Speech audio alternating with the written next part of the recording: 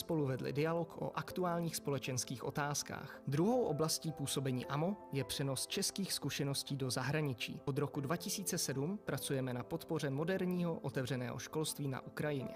Zaměřujeme se na předávání úspěšné české praxe do ukrajinského kontextu a na propojování českých a ukrajinských odborníků a odbornic. Za třetí je AMO zahraničně politickým think tankem. Tým analytiků a analytiček vysvětluje mezinárodní dění široké veřejnosti, a to jak skrze média, tak prostřednictvím veřejných debat, které také sami pořádáme. Vedle toho hovoříme k diplomatům, úředníkům a politikům, vydáváme studie a analýzy. Pořádáme mezinárodní konference a organizujeme odborné semináře. Jsme nezávislým watchdogem české zahraniční politiky. Každý rok vydáváme agendu pro českou zahraniční politiku, která hodnotí uplynulých 12 měsíců českého působení ve světě a předkládá diplomacii doporučení na následující rok. Každoročně pracujeme na více než 40 výzkumných projektech. Řadu našich aktivit realizujeme ve spolupráci se zahraničními partnery. Odborně se věnujeme především střední Evropě, Evropské unii a české evropské politice, východní Evropě, Číně a klimatické politice. Záleží nám na tom, aby v České republice nehovořili o mezinárodních otázkách pouze muži. Provozujeme proto databázi expertek věnujících se mezinárodním vztahům, kde může kdokoliv usilující o vyvážený hlas v médiích a debatách najít odbornice na svá témata. AMO je členská organizace. Sdružuje více než 140 členů a členek. Ti ze svého středu vybírají správní radu, která má kontrolní funkci vůči vedení AMO. Činnost AMO by nebyla možná bez spolupráce s řadou donorů a partnerů, kteří podporují naše projekty. Děkujeme. Okay, I guess this is over, right? No, not over yet. China experts, providing opportunities to improve their skills and creating a unique and inspiring community. That's Future Choice. Our program offers many opportunities to aspiring China scholars from across the European continent. Our mentoring sessions offer a chance to discuss challenges related to conducting research on China with choice experts. Successful articles require practice and knowledge of the editing process. Don't leave your text in the drawer and join the growing network of choice authors. This year's summer program brought together participants from 14 different countries to untangle EU-China relations. We are already working on the next edition. Why is Future Choice so important? Pooling power. A team with so many people with so many views and so many backgrounds. The value of bonding together.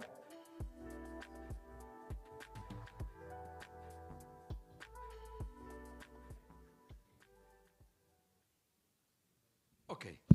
I think that this is over now, and I'm Gianni Riotta, welcome, and I work with Lewis University in Rome and Princeton University in the United States, and I work with my colleague Federica Urso at the Italian Digital Media Observatory. It is the Italian national hub of the European Digital Media Observatory. And welcome to Look Who's Talking, Chinese and Russian Propaganda and Disinformation in Europe. And especially we will focus in this panel on China efforts to destabilize democracies and to, intersect disinformation in our public dialogues. Commissioner Vera Jourova said earlier today that in 2020, that's just 2 years ago, when she was trying to raise the issue of Russian disinformation in the European Union, she felt like people were not so much interested. And I can testify that even earlier on, when Europe for the first time gathered the so-called high-level group of experts working on disinformation, it took us 3 full-time sessions in Brussels before somebody said, like, actually, maybe we should talk about Russian disinformation and the Internet Research Agency in 55 Savushkina Street in St. Petersburg, and Mr. Prigozhin, the so-called Putin's chef, and people frown. People say, like, we should do research, we are scientists, we are social observers, we shouldn't, quote-unquote, politicize our debate. They were wrong, and Commissioner Jourova was right, and the same mistake that we did 5 years ago with Russia, we are doing today in 2022, despite the war in Ukraine with China. the work of the Chinese government to introduce disinformation and propaganda and their own narrative in our narratives and our public opinions is completely misunderstood, is totally ignored. And even in the United States, companies, universities, Ivy League universities, news media, journalists, intellectuals are very wary and very nervous to touch these issues. So you guys are very, very, very lucky because we have a brilliant panel that is will address this issue and comprise people that really are knowledgeable and have been tackling this issue for years. I'd like to start with Ivana Karachovan. Ivana, I hope that I didn't mangle your last name too much. She's the leader of MAP Influence and Choice projects, and she works at AMO, and she was, of course, with CEDMO and with Charles University, and she has produced plenty of materials that you can get outside on this issue. Tell us, Ivana, about, we have like 5-10 minutes each, 5-7 minutes each on the different cues, and then we have cues from our audience. Development we've seen on Chinese external propaganda in Europe in the recent past. The wolf warrior phenomenon is still with us. Good afternoon. Dobré odpoledne. Thank you very much, Johnny, for your kind words and for, jumping directly into the waters. 5 minutes is a little bit drastic, but I will allow myself 60 seconds to say something else before I jump into what you asked, Johnny. In 2016, when we founded MAP Influence and China Observers in Central and Eastern Europe, we were, to some extent, considered nerds. The people who are sitting somewhere in the cellar, reading in different languages what China has been injecting into European media. Now we are in 2022, so 6 years after that. We probably are still kind of nerdy, but in the same time, I do see a huge development actually of a number of people, a number of organizations looking directly at what we do. So Chinese disinformation, Chinese propaganda in various countries, of course. And the fact that we were given the biggest place by the mayor shows something as well, that there is also political interest in these topics nowadays. So when it comes to development of Chinese propaganda and disinformation, of course, we can spend hours on that. But I would start by saying that we have seen a very interesting development over the past few years. So when China basically entered the European scene, it was quite straightforward. It went through injecting its narratives into local media by paid supplements, so providing money actually for translations of its own production into local media. It also entered via directly mergers and acquisitions, so investing directly into local media outlets. And in 2017, we did a study which found out for the very first time what happens when China invests into local media. And before the investment, the narrative produced by those media was a mixture of neutral, negative, positive. After the day one of the investment, everything which was coming out of those media outlets was only positive. So not only the negative references disappeared, but also the neutral ones. And they were, I would say, pioneers who actually understood what that means. And one of them is Reinhard Bütikofer, who hopefully is somewhere virtually on the panel, who was one of the responsible people who put media into EU investment screening mechanism. And back then, I would say that it was really a pioneer work, that he saw what is going to happen and used the study we produced as the fact basis for the decision making. And then we did advocacy in a number of countries, making sure that media are actually included into national legislation processes. So it's not that easy for China or for Russia actually to invest directly into media. Now, of course, there are ways how to bypass that. I know you are smiling, I'm smiling too. But it used to be straightforward. It's no longer the case. It started to change about 2019 in connection to Hong Kong protests. and then accelerated, of course, with Xinjiang and with COVID-19, with the first attempts to disinformate, actually to increase the number of disinformation, not only the propaganda tropes found in European media, but global media, actually, when we talk about that. And China also went, I would like to say, undercover here, that it started to use different companies. It started to use advertisement companies, think tanks. It started to use other media to outsource its content production, and we can talk about that in details if you're interested. And it's getting more and more difficult to actually find out whether the real origin of the news is actually locally produced or whether it's produced by other actor, being it China, but also being it Russia. And coming to Russia, one of the things we have also observed, and that happened even before the war in Ukraine, was a confluence of Chinese and Russian narratives. And what I would like to describe as you scratch my back, I scratch yours. So the Chinese media, which I do like to remind you are also operating in a number of local languages in Europe, are more and more citing Russian scholars, so-called Russian experts, or people from the Russian administration. On the other way around, Russian media are also citing Chinese experts and Chinese professionals, making an appearance that it's not only Russia claiming something, but there are also other professionals who are saying exactly the same things. And if you grabbed a copy of what my colleagues and I produced with the Voldemort on the cover, you will find out that the narratives which China produces are quite interesting. They may not be that effective as we may actually seem, but it's definitely on a learning curve. It really went from very straightforward, quite easily to attribute, towards less easily to attribute, and potentially even more effective. Thank you very much, Ivana. And Katja Drinhausen, she's the head of program at Mavericks with many years of experience on the field in China and tackling this issue directly. Now she's working in Berlin. Katja, we don't even know what the main goals of Chinese propaganda are. We guess.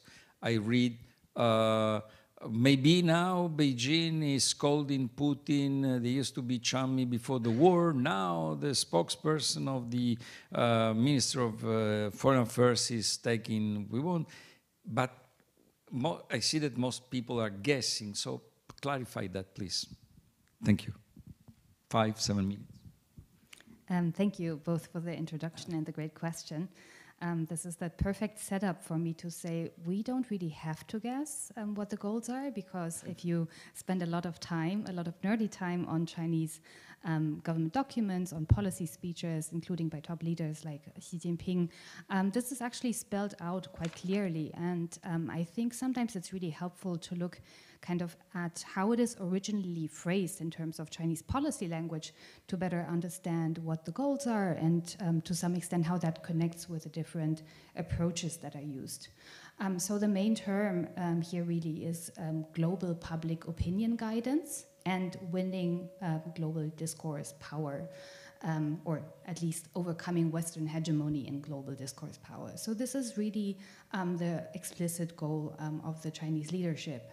And what that means in a bit less abstract Communist Party language is that at least in the eyes of the Chinese leadership, Western kind of liberal values have dominated international discourse and international organizations for long enough, and now it's time to establish China's own views and positions and framing of things. And with that, I think comes a very different approach to external propaganda and information operations. And I would like to just spend a couple of minutes of my time in this round on saying why maybe the word disinformation is a disservice to what we're seeing and what I and other researchers in the field think is important to better understand and follow. because disinformation.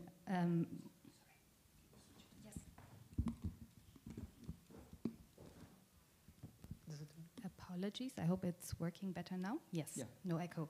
Perfect. So let me continue with explaining why disinformation is maybe doing kind of a bit of a disservice as a word. When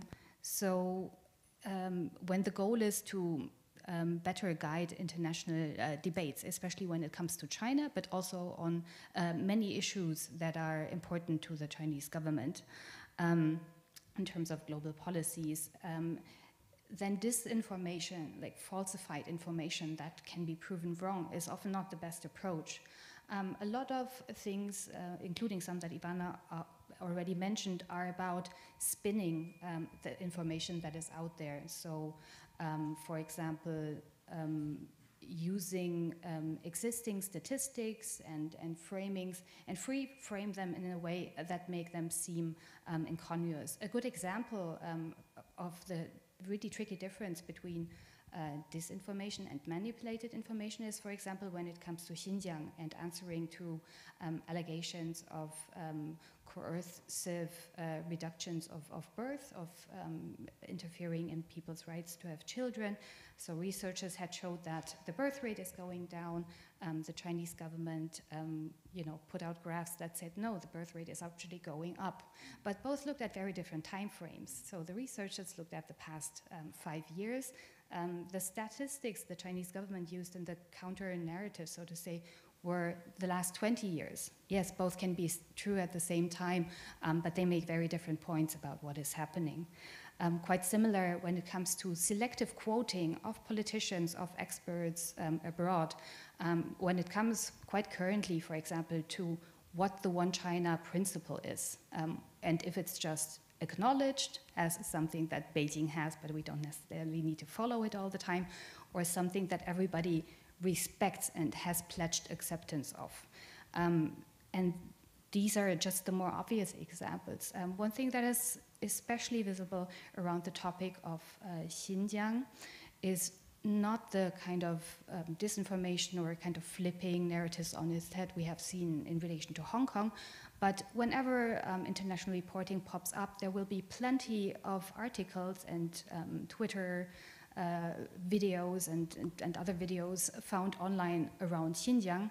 It's just that they don't focus on any human rights allegations. They show you videos of beautiful birds, of landscapes, of fantastic looking noodle dishes in the region, right? So it's more of a steering or a dilution of sorts of discourse rather than outright disinformation. And it's many, many different approaches and tactics that come together to essentially steer global debates and discourse into ways that are more desirable to the party state's goals. And maybe as a last point, before we hand it on to the next speaker, I think it's also really important to note that, disinformation or information manipulation and steering and the things we've just mentioned obviously doesn't come, I think I got the sound back, obviously doesn't stand alone, but it's also part of a broader kind of toolbox that a very powerful state like China and economically powerful state like China has at its behest. That can be economic coercion. You have new laws coming out with extraterritorial effect, like the anti-foreign sanctions law or the Hong Kong National Security Law. That quite specifically have extraterritorial effect and the ability to target what is set outside China's borders. Ending with a kind of very difficult, in terms of attribution, conclusion that we have to take quite a wide perspective to better understand how to deal with this and how to react to this, which I think is in the domain of the next speaker. Thank you, Katja. That was a really an exciting start. Now we have Rainer Bütikofer, and Rainer is the chair of Delegation for Relations with the People's Republic of China at the European Parliament. I had to say, a fellow radical student in the 70s when we were both of us were slightly younger, and then a member of the German Green Party.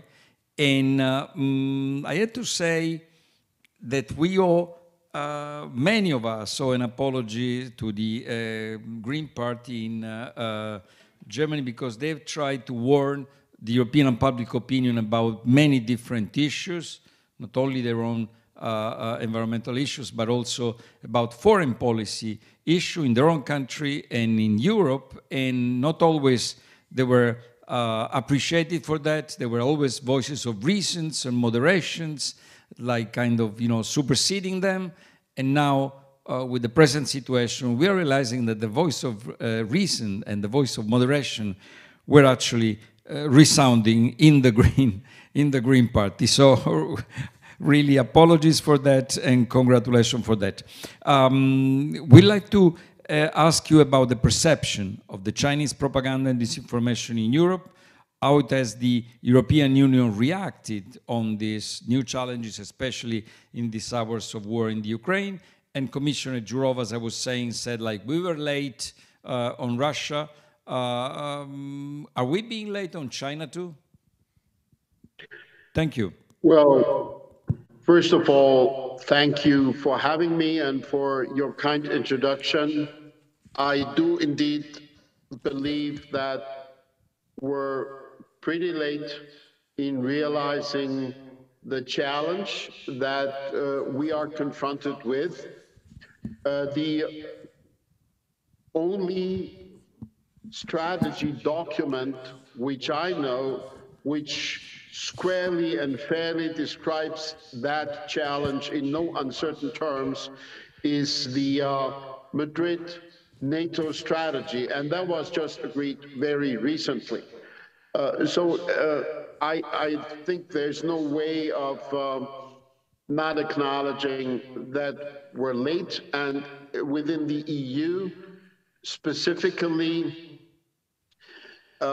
it must be mentioned, I would say, that the External Action Service, even though they're trying to do good work on China propaganda and China disinformation, they don't really have funding for that. Josep Borrell has said that several times in the public without anybody yet drawing consequences. The funding that they have is just for Russian disinformation. I think that is also an example of falling short.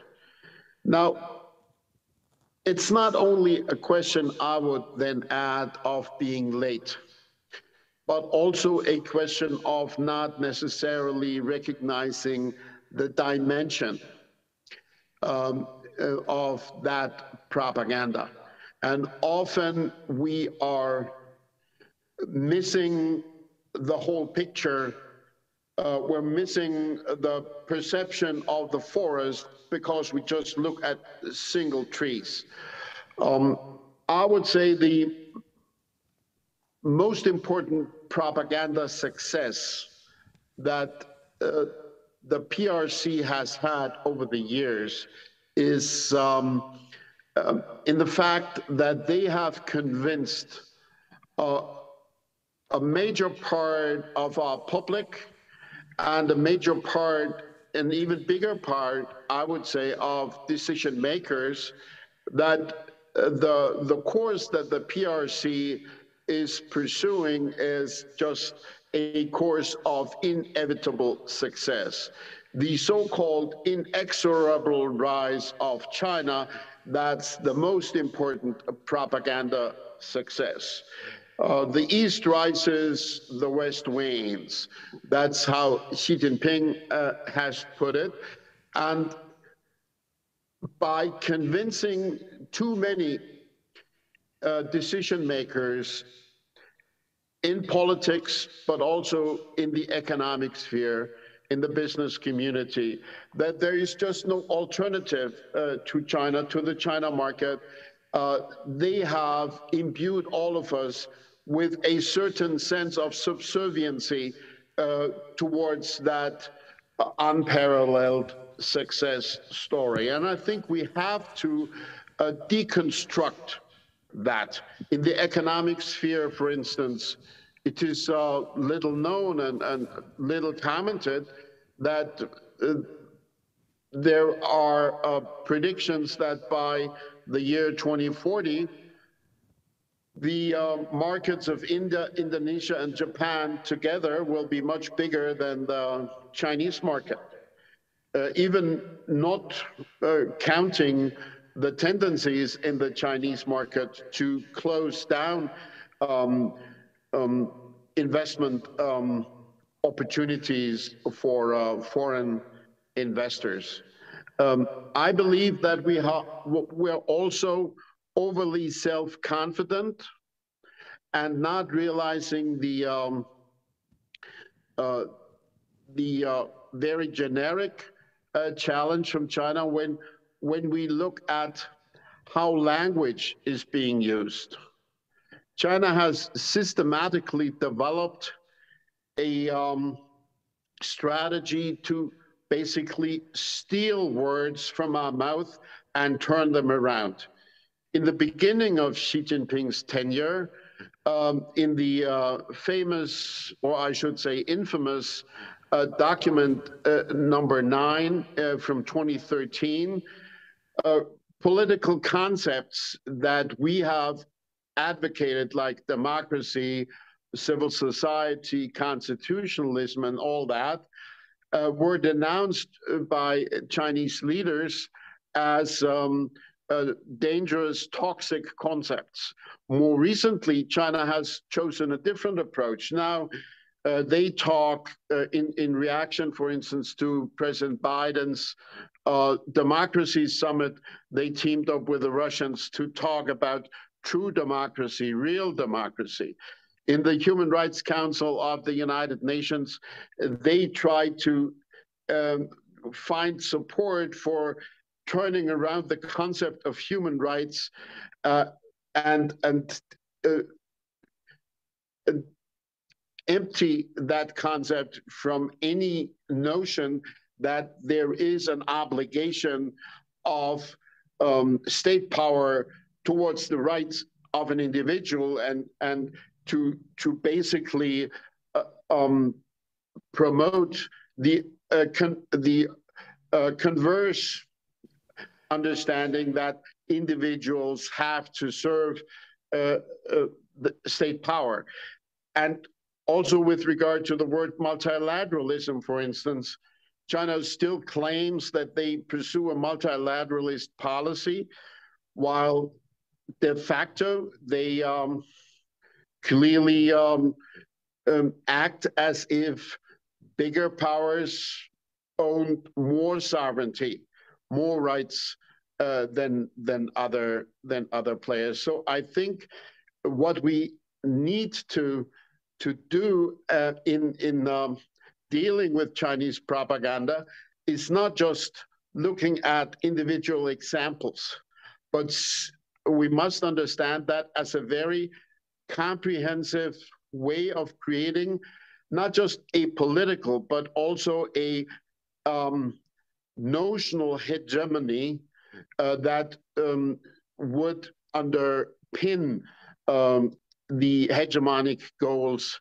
of the leaders in Beijing. Fortunately, they're also making many mistakes.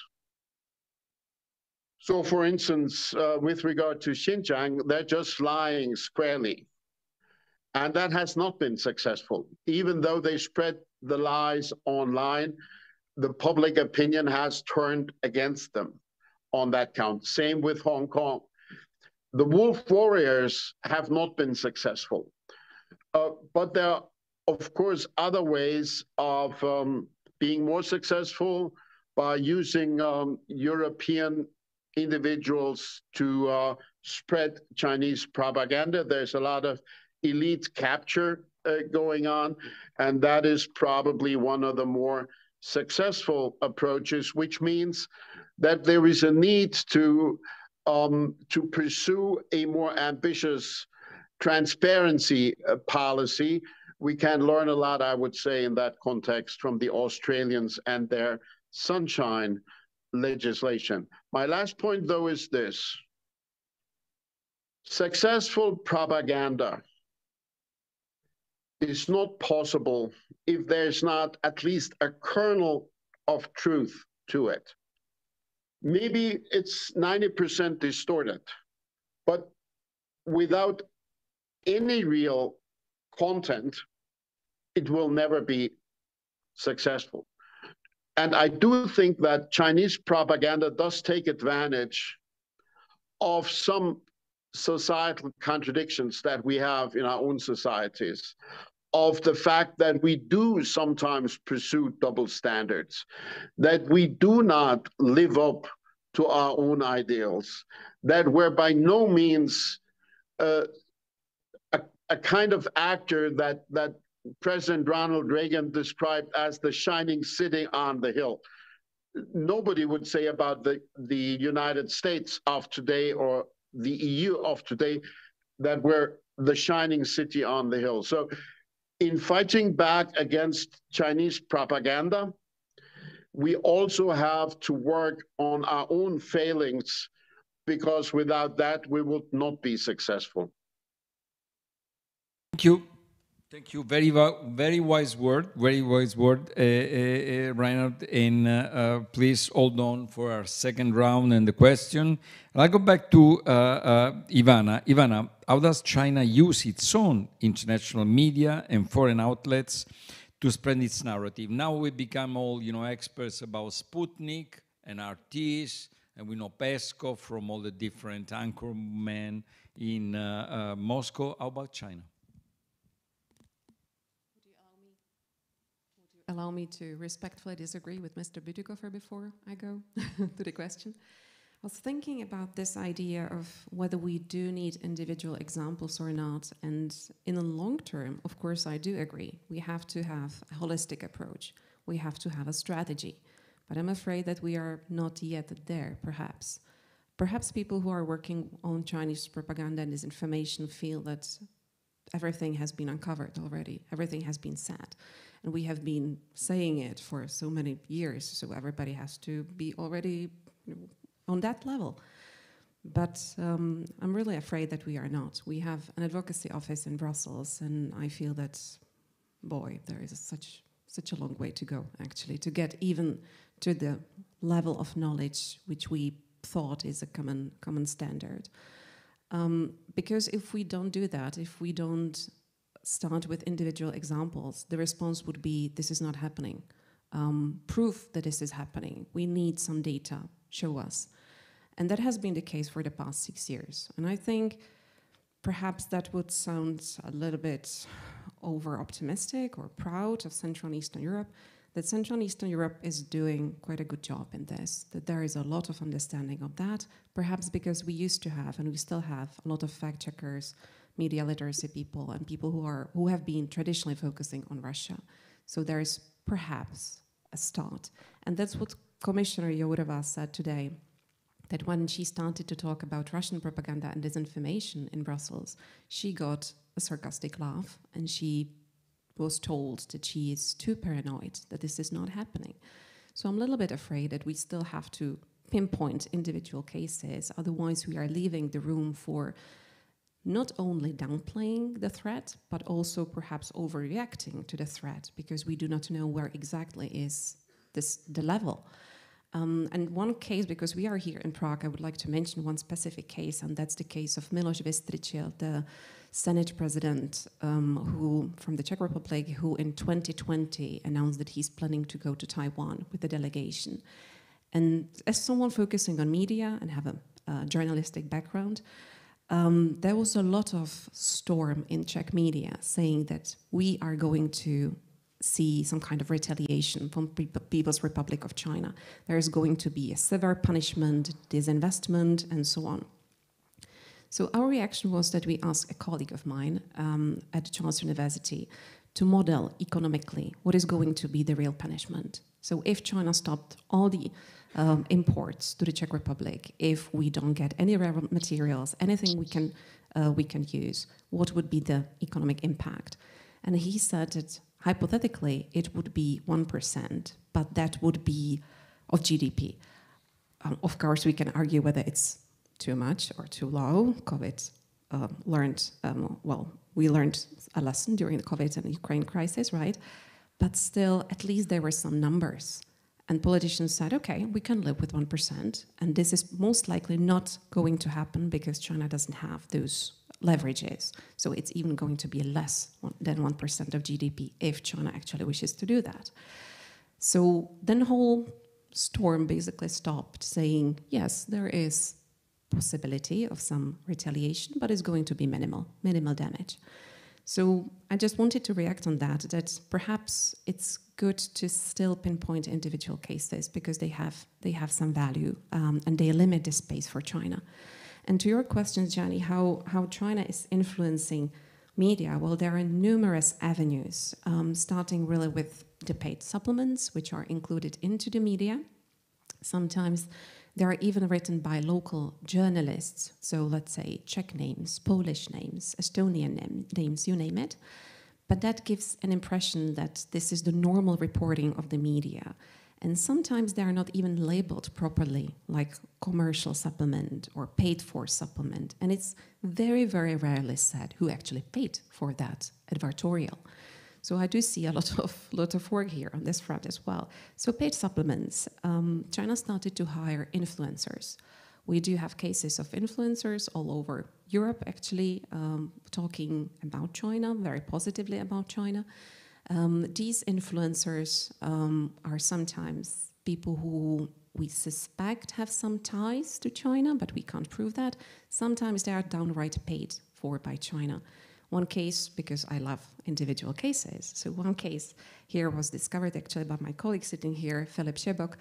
The China Radio International during the Wuhan crisis started to offer to students of Czech origin and Slovak origin, students of Chinese language, 20 euros if they record a video promoting China's response to COVID-19 crisis. And there were clearly prescribed lines which you had to say to cash in your price, your 20 euros, if you do that. So that's one another example. Mergers and acquisitions, I already mentioned. Content outsourcing, that's quite a dangerous and problematic thing happening, that the Chinese content or China's paid content is outsourced for the production of the local media, which more often than not are not saying that they are actually somehow connected to China Radio International. So this is happening, memorandums of understanding, being more present on social media, venturing into so-called alternative media. They call themselves alternative, which is basically a mixture of factual reporting plus conspiracy theories. And that's quite something which my colleagues in the second panel will talk about because Russia got there first. So how Russia and China are actually cooperating in those alternative media, which unfortunately has quite high readership, sometimes higher than traditional media. So a lot of avenues which we can go into the detail, but I do see that Gianni is fiddling already, so perhaps I'm out of my time. No, I simply want to leave space to our friends here, and thank you, Ivana. And Katya, let's go to both Rainer and Ivana told us about the Chinese narrative. Help us sketching how does China develop this narrative. When we go in topics like human rights, democracy, how they work to define those and to redefine our own narrative. Thank you. Yeah, another great question, and I'm going to start with a short historical excursus because I think here it's also really important and helpful to understand that this is not a new thing or a new project. I mean, the Chinese Communist Party has for a long time been concerned about subversion from the outside, and this especially took on a new level after the student protests in 1989. So in the years after that, you actually had, efforts to build centers within China that focus on human rights, on democracy, and that make these concepts work for China domestically. For example, democracy is now a socialist core value, so part of the core canon of the Chinese Communist Party, right? A lot of terms that we think are taboo words are very well established in official party discourse today, just in a very different meaning. And I think it's increasingly important also for European policymakers and China watchers to understand what the difference are in these meanings, because the key difference, especially in the past 5 to 10 years, is that these notions and concepts are not just used internally anymore towards the Chinese public and citizens, but they're essentially ripe for the global audience and are being really promoted internationally as well. I still often hear the sentence or conception that China does not promote its values abroad, that this is a very Western thing.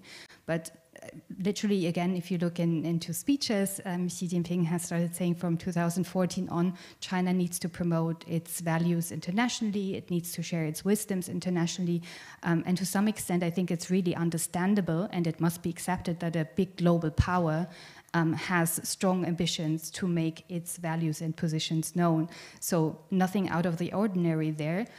What is really important, though, is to look at, what is actually inside what China is promoting and selling internationally increasingly as the better alternative to how this is understood and framed in liberal democracies. So, for example, let's use the great example that Rainer Bütikofer already mentioned, the concept of democracy. If you look at, for example, quotes from China's Foreign Minister Wang Yi, who said that, well, democracy is when people are happy. Sounds good. But if, again, then you look in Chinese white papers and party policy speeches and so on, then democracy is really mainly limited to the output and people being happy or at least not demonstrating that they're unhappy, which are two very different things. What is entirely missing is not just the electoral process, but key pillars of democracy as we understand it, like independent judicial system, like free media and press and the opportunity to really challenge those in power and state policies. So Chinese democracy then ends up being a top-down democracy where everybody is apparently happy. And understanding that, being able to point out these differences is really important as part of a communication strategy, not just towards China and to counter certain arguments and narratives in Europe, but also on the global stage, thinking from a European perspective, because the Chinese government is very much also appealing to, for example, developing countries and saying, here we have something new and better to offer than to Western powers that have held the microphone, so to say, long enough in international discourse. So really engaging also with what the Chinese government is saying and conceptualizing there and unpacking that and answering to that on an argumentative level to convince global and local audiences why democracy should still continue to entail, for example, a free press, or why human rights should protect the right of the individual instead of saying, well, locking many hundreds of thousands or millions of ethnic minority members up to serve the greater human right of right to life and prevention from terrorism. That is a decision a government can make.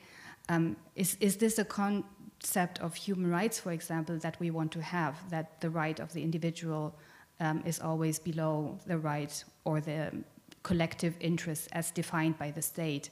And these are really the arguments that underlie a lot of subtle messaging, including in videos, in short statements, in opinion pieces that we need to define and also to argumentatively respond to.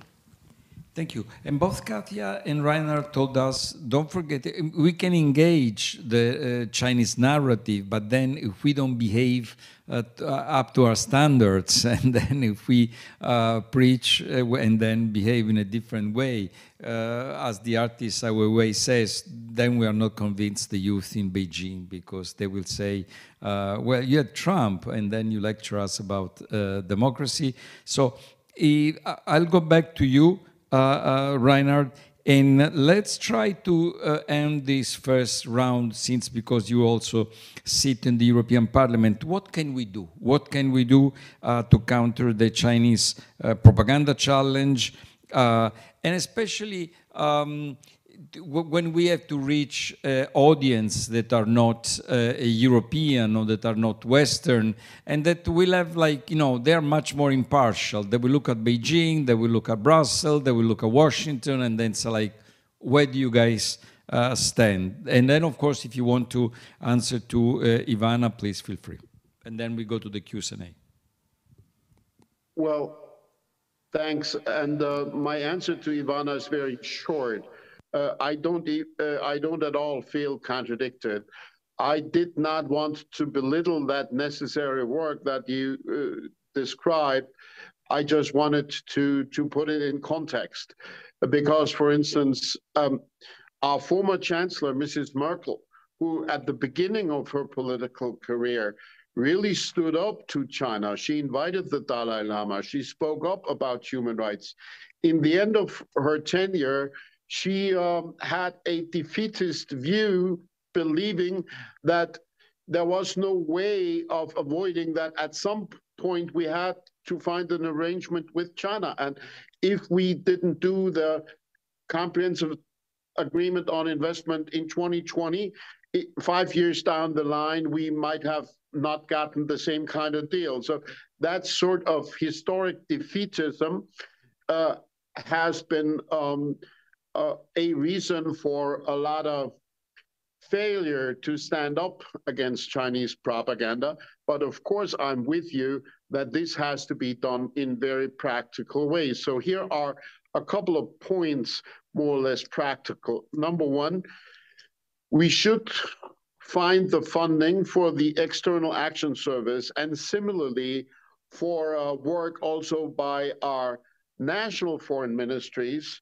to invest into the kind of deconstructing of Chinese propaganda and disinformation. Second, we need to get the China competency to where it is needed. There's so many twinning relationships. There's so many societal contacts where oftentimes, and all the political foundations that I'm aware of report just the same, where many times the European interlocutors do not feel prepared to deal with the Chinese because they don't understand the kind of language that they talk. They mistake win-win for a nice notion. They mistake the community of common destiny for a neutral or at least innocuous notion. So we need to provide such competency.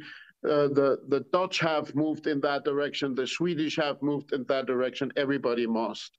Third, I believe that parliaments have a particular role because free parliamentary speech is extremely protected.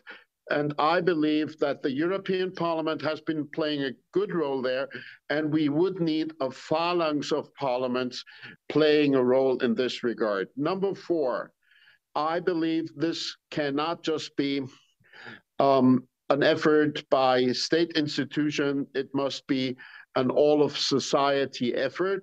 And that, for instance, includes a role for political parties. Do they engage? Do they educate? It also includes a role for the media. I find that there is a lot of information out there. For instance, I'm following China Digital Times. They produce a lot of easily consumed information, deconstructing some of the Chinese propaganda, but it's not used very much. Number five, learn from the experience of Asian like-minded partners that have been exposed to Chinese disinformation longer and more strongly than we have, like Taiwan. The Inge Committee of the European Parliament traveled to Taiwan last December to do exactly that. That should be put on a broader basis. Number 6, name and shame. In Germany, for instance, a former conservative minister of the interior is presently the head of an organization called China-Brücke, which is an organization that is indirectly led by the United Front Work Department of the CCP. And at the same time, he chairs the parliamentary delegation for relations with China. Stuff like that has to be named and shamed. And as regards the southern dimension that you invoked, I'm sure that here, living up to our standards is, again, the name of the game. To promise that the EU will provide not the EU, the industrialized nations will provide 100 billion for climate adaptation for poor countries and not doing it, even though the date that we set for ourselves has passed 2 years ago, that creates a credibility gap. Not providing vaccines early on to the Western Balkan countries, that creates a credibility gap. We probably could have been more successful against Chinese propaganda, even if we could have provided just a few vaccines, maybe a couple of thousand shots, right when we got it. But because we delayed, the Chinese used that gap and they provided little help and a lot of propaganda. So there we have to be better. And the last point that I want to come back to is this. Xi Jinping and the CCP have been very successful in modernizing totalitarianism, and they use all the tools. And unless we are equally successful in modernizing democracy, we may not be up to the task. Thanks very much. Thanks very much. And especially for you guys being really short in your answers. So we have time for questions from the floor. I don't know if I'm supposed to receive them on my phone, but I haven't. This may be like Chinese disinformation cloud in my phone, but I haven't. So you can, if there is anybody, okay, there is a gentleman. Oh, okay, ciao. Sorry about the light. Can you, thank you. Go ahead.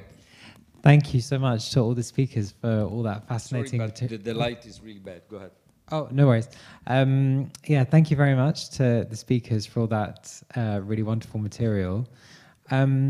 This is a question probably more for Ivana and Katja. 2 questions, actually, if I may. First of all, what's your impression of how tightly controlled this whole ecosystem is sort of from Beijing? I mean, you talk about there's the media outlets on one side, you know, CCTV, TV channels, what have you. There's the paid supplements. There's the influencers and that kind of thing. Is the direction for all of this coming from one particular place, one particular ministry?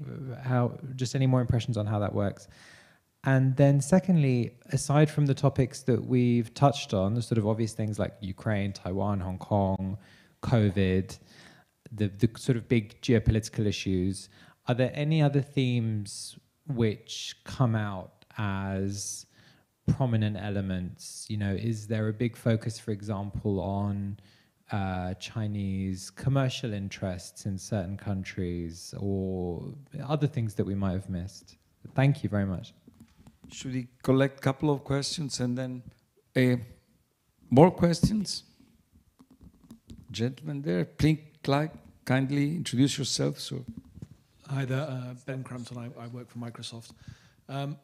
We've mainly focused on the discussion, and thank you very much indeed, by the way, but it's mainly focused on propaganda. I just wondered if we could talk a little bit about disruptive operations of the IRA kind, which are intended merely to create confusion or to exacerbate divisions in society.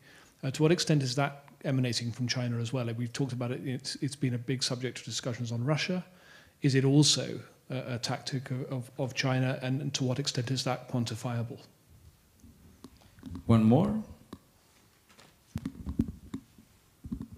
Yeah, Maya. Yeah, hi, my name is Maya from the University of Tartu. So regarding Kremlin's disinformation, I think we have all now established that positioning themselves as this all-powerful propaganda machine that can control minds in different countries, that's also a narrative that they are pushing. How do you kind of deal with this issue with China, especially as a think tank, considering that, you know, saying that China's work in informational influencing is the best could also be kind of doing informational influencing for them. So the paradox that we all want to talk about. Thank you. Ivana, you want to start? If you can stay in 5 minutes, and then I think we can have great questions, by the way. So I will try to group some of the questions and also leave something for Katja. So the first question, impression of how tightly the whole ecosystem is actually controlled. Well, I will leave the question of how external propaganda is actually directed by Beijing, who is actually behind all that. I will leave it to Katja because she's more focused on that subject than I do. And I will focus on what we do see as impact, how actually the manifestation looks like when we look at it. And my impression has been for a very long time that there is just the course which is set, that, you know, the aim is to, let's say, cross the river, and the way how you do that is your problem.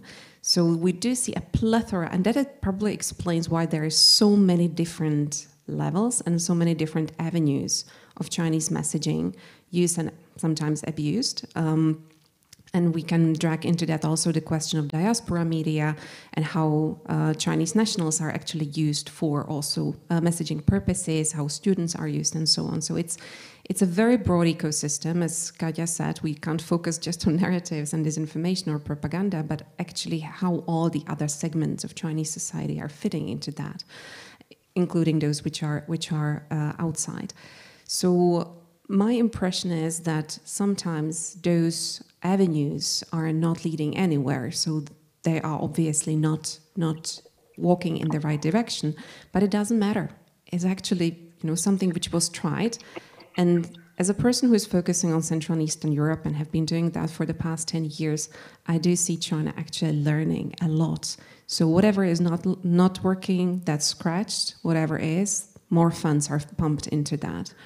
And that's learning by doing and also emulating Russia quite recently, which is the worrisome trend. And if I have to compare Russia and China, and that's kind of a leading towards another question, I would actually say that China is more formidable opponent and will be more problematic opponent in the future because of the financial resources, because of the will of the government, of the party state to actually lean into that direction, because of the whole of society approach. It can mobilize companies, individuals, you name it. And because it's more skillful in artificial intelligence and tricking the algorithms. So I'm much more worried about China than I'm about Russia, but perhaps I'm biased because I'm not focusing on Russia. So perhaps that's my unobjective lenses I'm using here. When it comes to different themes, well, traditionally, China has been messaging on the so-called core interests, so Taiwan, Tibet, Xinjiang, Hong Kong, COVID-19, once again, and Sino-Russian alliance. But what we do see on the ground, in practicalities, is that since they started to build on the work of the Russians, there was also an increase in narratives which are not necessarily China-focused, not necessarily saying China is the country to love, Xi Jinping is a great leader, and all of these tropes. but focusing more on the West itself. Do not trust your government. NATO is not a good partner. NATO is dragging you to the war. European Union was misled by the United States. So all these tropes which we traditionally have seen in Russian propaganda basically made it into Chinese messaging as well. So that's something new. And how to quantify that? Well, I think we can have a chat after that, how to do that exactly, because we have been asking the same question, and I will leave the rest to Katja, if she agrees. Katja, I haven't acknowledged our friends that are following us online, and they can also send questions. And of course, thanks very much for being with us today, wherever you are. Thank you. Yeah, I'm going to try and first tackle how tightly controlled or uncontrolled it is and what that means. So essentially, there are different administrations and organizations within China, from the party propaganda departments and kind of those that essentially, steer state media and their presence abroad, and United Front, which sounds very sinister, but essentially means kind of administrative apparatus to get everybody working on the same job and the same messages. So that is more used not towards kind of controlling online information spaces, that's more the propaganda realm, but mostly reaching out to different audiences abroad. Although to some extent, for example, United Front work also focuses on diaspora media, and there is a bit of an overlap. There's a division of labor, but everybody's pitching in short.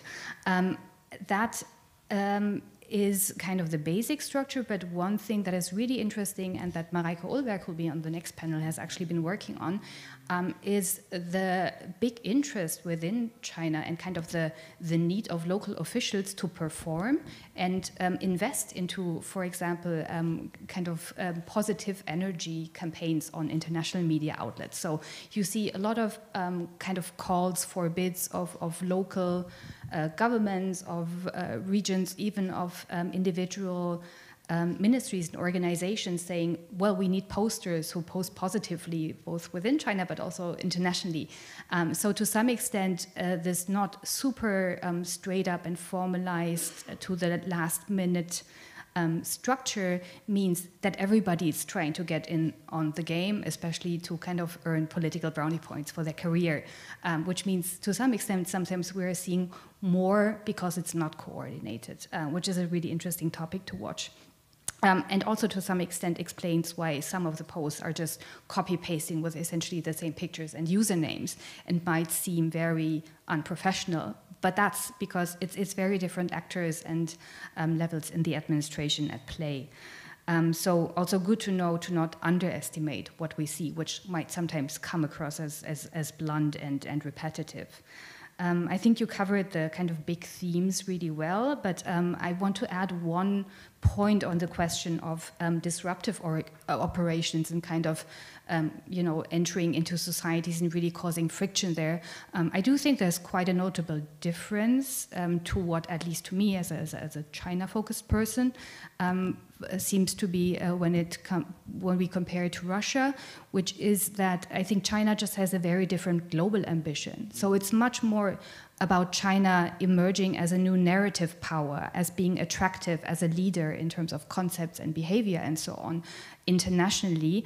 Going into the nitty-gritty of social friction is less of an important game when you are a global power with economic and cultural attractiveness. So it's much more focusing on essentially flooding information spaces with positive messaging, also using economic levers and interests in different countries, and we've already touched upon the kind of, there is no alternative to China narratives. So I think China is essentially just acting from a very different vantage point here, which explains differences in approaches. And then I thought the question on, well, China's influencing is the best was really interesting, because I do think that a key part of our job is not just because we want to understand, but to also communicate quite specifically what we see and how effective it is and not, because very often when it comes to effectiveness, there's always a kind of counter side or a hidden side. I mean, we talked about the wolf warriors today and how unsuccessful they were at winning a charm offensive. Like, you don't go around saying, for friends we have wine, for our enemies we have shotguns, and expect people to, believe in a lovable China. But it doesn't mean that this messaging isn't effective, because you can't necessarily track the effects of fear. You know, how many politicians that thought about, for example, visiting Taiwan or speaking up on other issues, or companies signing on to, global initiatives for better cotton and so on, were concerned by such statements and refrained from certain actions. So to what extent was Beijing still successful in using kind of this fear moment to steer global public opinion, which is the ultimate goal? Kind of last but not least, this is also really important if we want to target our responses and ensure that they are proportionate, to not overestimate but also not to underestimate, and really be specific of what we are seeing and how this can be resolved. And I think this is where Reinhard Budikofer can say much more, but the biggest challenge, especially for liberal and open societies, is to address these issues without, closing spaces, essentially going down the route of forbidding media and censoring on a massive scale, and essentially following China down on a similar rabbit hole. And I'll leave it at that. Thank you, Katja. Rainer, anything that you heard from the floor?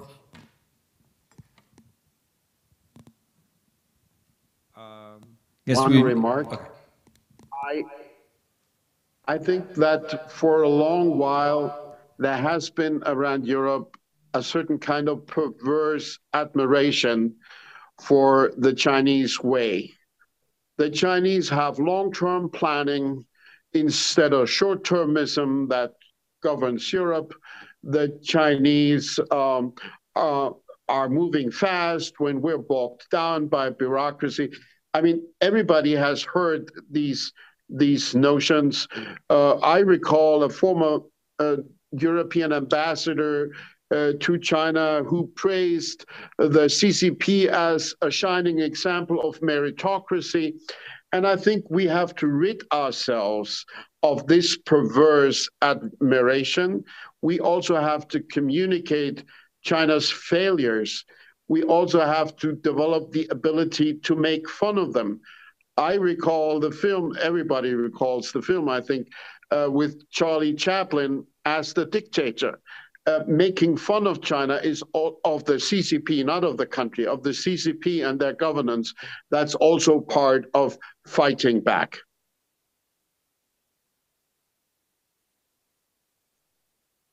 Thank you. Thank you. And I don't know if we have more questions. There is back. Thank you. Introduce yourself, please. Actually, we have two. Please go ahead. And then we have another gentleman, coming. My name is Kateřina Procházková. I'm from Project Synopsis, and I would like to ask how important are projects like 16+1 or One Belt and One Road initiative for spreading disinformation and propaganda? I'm asking this question because in Czech Republic we have now quite a heated debate if to leave 16 right now, 14+1, and here we have a lot of opponents who are just saying, let's stay in this initiative because it's important to see and communicate somehow in China. So I would like to know how important for you or what do you think, how important are these Chinese initiatives for spreading disinformation and propaganda? Thank you. Thank you very much. Thanks. Excellent question. We have a gentleman back there.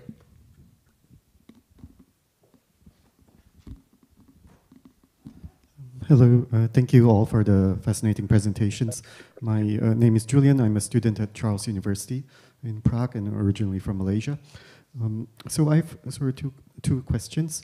The first is on the place of technology in all this. So because we've heard a little bit already about that, about how China can be a challenging opponent because of its advancements in certain technological fields. And we are having some parallel panels right now on the role of technology in disinformation. So I'm curious what is the place of technology in Chinese disinformation? How does it make it a greater threat? And also what's the place of technology in countering Chinese disinformation?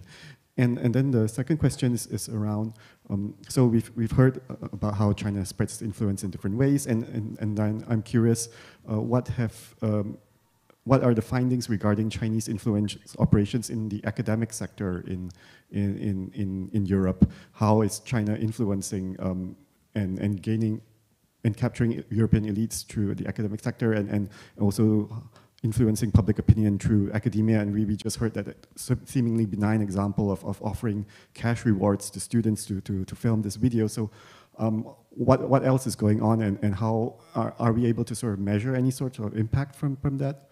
Thank you. Thanks very much. Exciting question too. One more we have on the floor, otherwise we'll go for the final round. Am I right? Okay.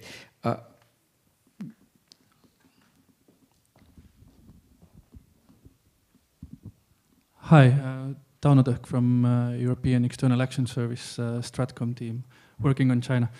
I wanted to actually ask, it wasn't touched upon very much, but in context of the Chinese disinformation, propaganda, or information manipulation, that the term that we prefer these days.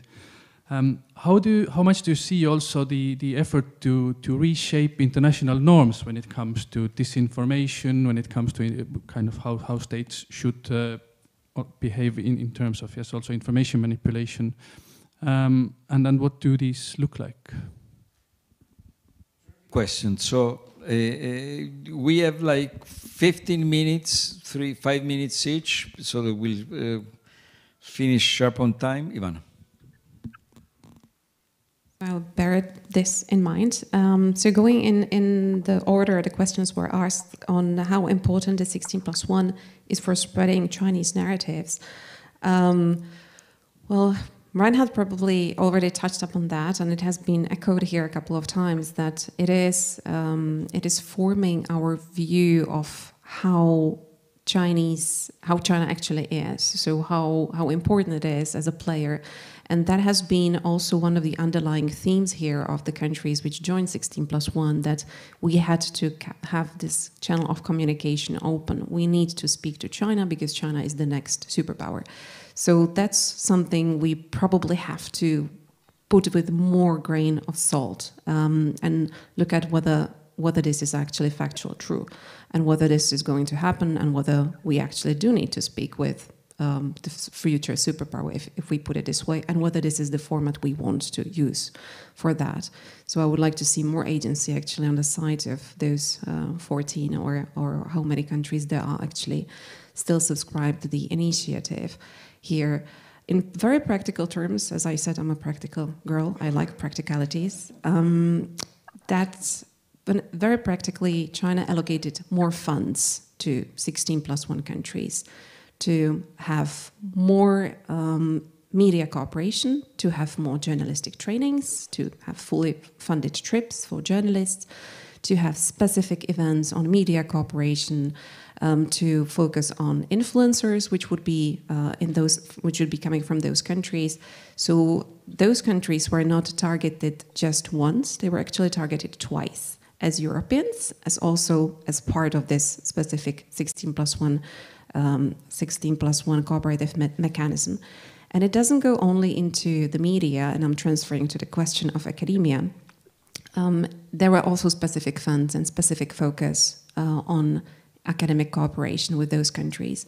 We have just published a report, I think last week or the week after that, the time is escaping me now, which is called How to Do Trusted Research, China-Specific Guides for European Stakeholders, where we look at exactly that topic. So how much China invested over the course of past 15 years in the Czech Republic, in Austria, and in Slovakia into the individual researchers working in STEM science, so science, technology, engineering, math.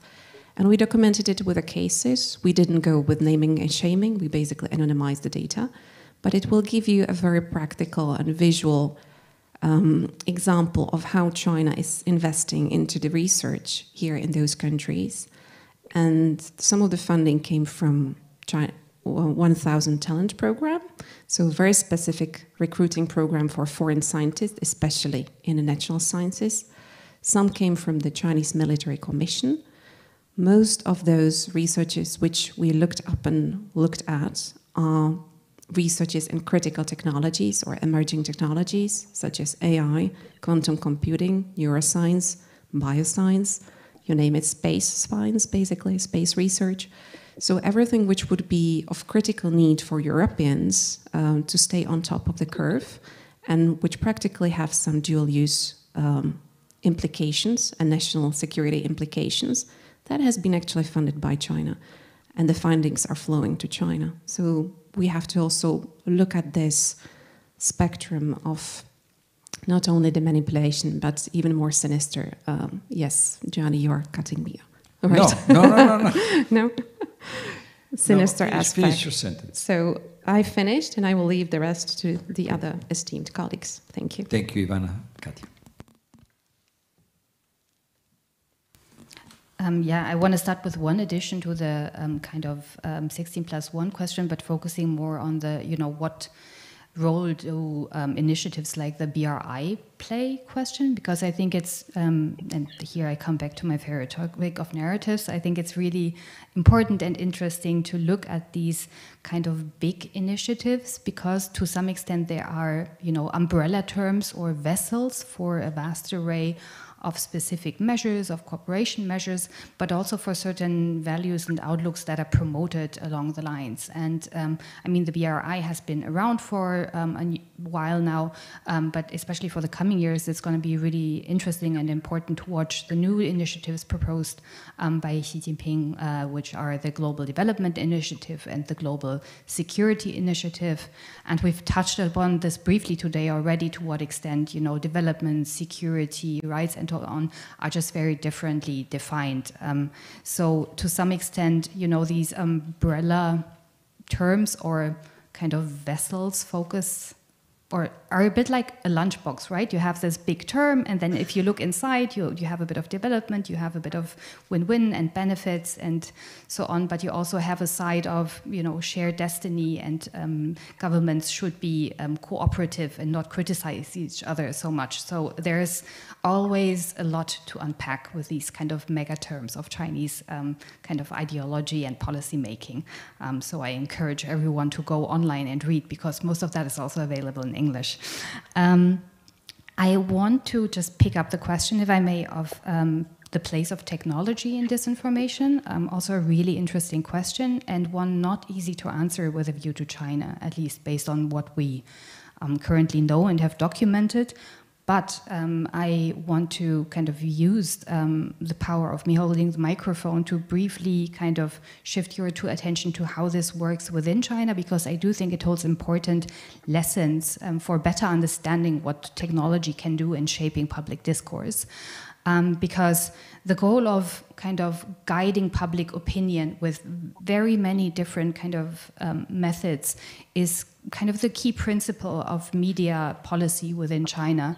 And so, you have guidelines or messages that go out to platforms and media companies on, which topics should be on the top, that always kind of the most positive content should be placed on the kind of top 10 headlines. You have, the more kind of well-known censorship system of filtering for keywords. Again, most of this is done by companies and kind of sort of outsourced from the government with just like general direction of what is desired and what not. And kind of this helps steer what can be said and what can't be said. And just by the pure design of different Chinese apps, you already have pre-structured choices in what you can say and how many people, for example, you can share content with. And this kind of censorship by design and how communication technologies develop in autocratic environments are just designed in a very different way when it comes to enabling communication and also collective action is an interesting topic to watch for our societies as well. I do think that the Chinese government, from what we can see, has not been able to externalize this, mostly because the predominant platforms where China struggles for discourse power are Western platforms so far, like, TikTok, sorry, not TikTok, but like Twitter and YouTube and so on. And that's where I wanted to go. Part of the game changer is when Chinese communication platforms that are also designed very well with fantastic features go out and offer kind of, their technology internationally. TikTok is Chinese by origin, even though it's split up, and it has to a large extent localized. But what happens when new technologies, not just from China but other regions, go out that have that have restrictions inbuilt, and how do we deal with that? Also on a legislative level, and I think this is also maybe a good moment for me to ask that question to Reinhard Bütikofer, if I may. Thank you, Katja. And Reinhard, your final statement plus addressing the question to our friends here. Thank you. Well, I'm not sure I'm up to answering all the questions, but I will give a try. Let me start with the question from Julian about the academic world. The president of the European Commission, Mrs. von der Leyen, in her State of the European Union speech just a couple of days ago, focused on that topic and announced that the Commission would move to create a defense of democracy undertaking to deal with that. And she quoted an example from the Netherlands where Chinese entities had financed in a hidden way a purportedly independent academic institution that then put out Chinese propaganda on Xinjiang and all that. So I think there is indeed a deal, a lot of efforts we have to make, but that cannot be said without also a word of caution. And I'm just repeating what Katja mentioned earlier. We must avoid falling into a kind of China scare trap that has happened to some degree in the United States over the last 2 years, and that was self-defeating to some degree. The second question I will try to tackle is about BRI 16+1 and other such grand schemes. The finance minister of Indonesia was once asked what she thought about BRI, and her answer was, "Show me an alternative and I'll tell you what I think about BRI." I think that is a telling response, because as long as China is the only game in town for investing into infrastructure development, people may even be suspicious or well aware of all the lies and all the strings attached, but they don't have a choice. So I think part of the answer is not just criticizing what China does, creating transparency about what they do, spreading the facts, but also offering an alternative, as we try to do with the Global Gateway Initiative. As regards the 16+1, I think that can safely be assessed a failure. The effort by the Chinese side to use that to divide and conquer has failed, with the exception of maybe Hungary and Serbia. none of the participants really benefited a lot from that format. And I think it's basically dead in the water. But that does not necessarily imply that it should just be dissolved. Maybe it could also be turned around and turned into a tool through which the remaining participants try to put pressure on China together, which would, of course, necessitate a process of consulting more than has been the case in the past. And the last example that I want to quote here is the Comprehensive Agreement on Investment, which I mentioned in passing earlier. There was a grandiose design to drive a wedge strategically between the US and the EU, concluding that negotiation just 3 weeks before President Biden came into office. And then the Chinese succeeded in shooting themselves in the foot by sanctioning members of the European Parliament and other individuals and entities. And now CAI is dead as a doornail. So I think some of these grandiose plans are also helpful to better understand how China operates. In the BRI context, I would assume that many more countries are today aware of the strings attached that come with Chinese investment than were aware of that before. Even Pakistan is complaining about some of these strings attached. So again, I think there is a great scope for effectively countering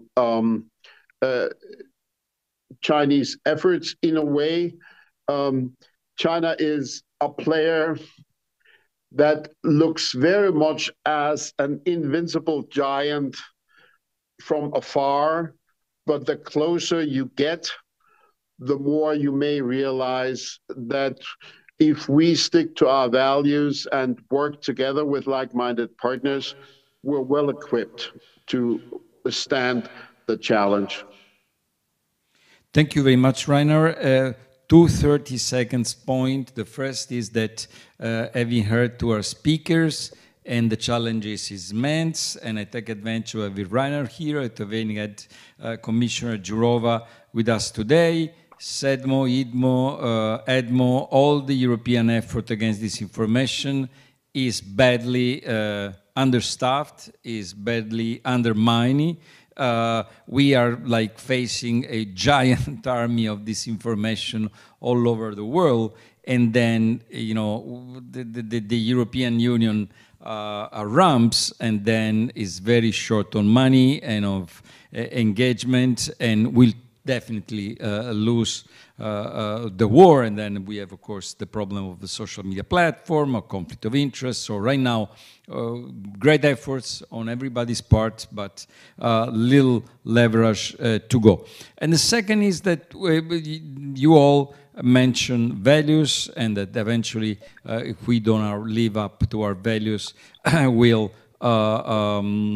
lose. And it's very interesting because one of our great values is self-criticism, and one of our great values is like criticizing what our countries have done in the past when it comes to terms with the colonialism and repression and imperialism and all so on and so forth. But then very often we find ourselves tied up in the social media debate because plenty of sources keep saying like, oh, okay, we understand that Putin was really bad in invading Ukraine. We agree with that. But what about President Bush in Iraq?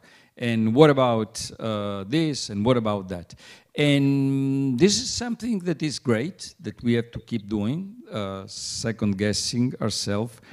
But at the same time, this may be just justifying other people doing what we have done, and this is not acceptable.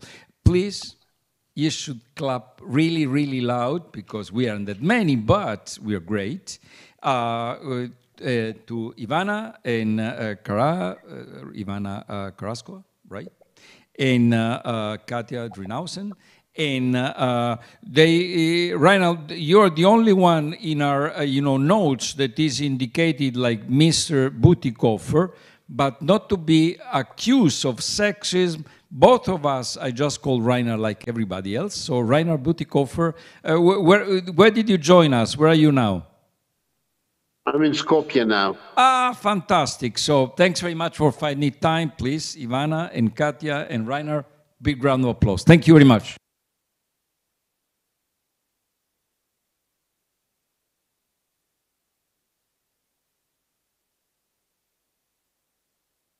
Bye. Thank you, Johnny, for great moderation. If you're interested in Sino-Russian cooperation and confluence, I'm not sure whether the panel starts now or after 30 minutes. After 30 minutes, Philip is the responsible person for knowing everything. So join us if you are interested in talking more of China, but also of Russia. Thank you. Thank you.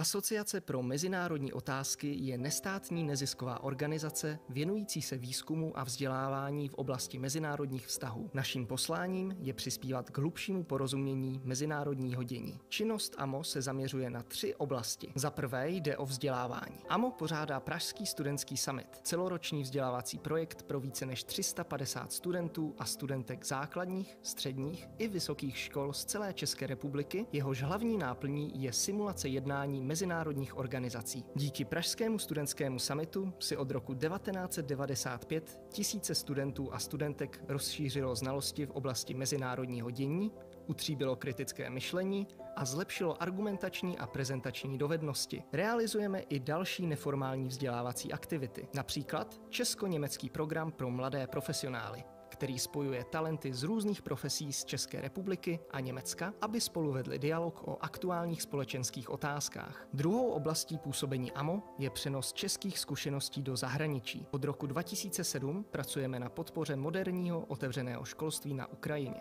Zaměřujeme se na předávání úspěšné české praxe do ukrajinského kontextu a na propojování českých a ukrajinských odborníků a odbornic. Za třetí je AMO zahraničně politickým think tankem.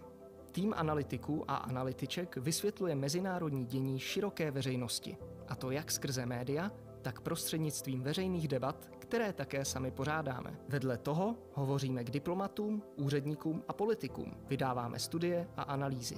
Pořádáme mezinárodní konference a organizujeme odborné semináře. Jsme nezávislým watchdogem české zahraniční politiky. Každý rok vydáváme agendu pro českou zahraniční politiku, která hodnotí uplynulých 12 měsíců českého působení ve světě a předkládá diplomacii doporučení na následující rok.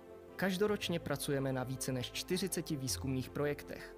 Řadu našich aktivit realizujeme ve spolupráci se zahraničními partnery. Odborně se věnujeme především střední Evropě, Evropské unii a české evropské politice, východní Evropě, Číně a klimatické politice. Záleží nám na tom, aby v České republice nehovořili o mezinárodních otázkách pouze muži. Provozujeme proto databázi expertek věnujících se mezinárodním vztahům, kde může kdokoliv usilující o vyvážený hlas v médiích a debatách najít odbornice na svá témata. AMO je členská organizace. Sdružuje více než 140 členů a členek. Ti ze svého středu vybírají správní radu, která má kontrolní funkci vůči vedení AMO. Činnost AMO by nebyla možná bez spolupráce s řadou donorů a partnerů, kteří podporují naše projekty.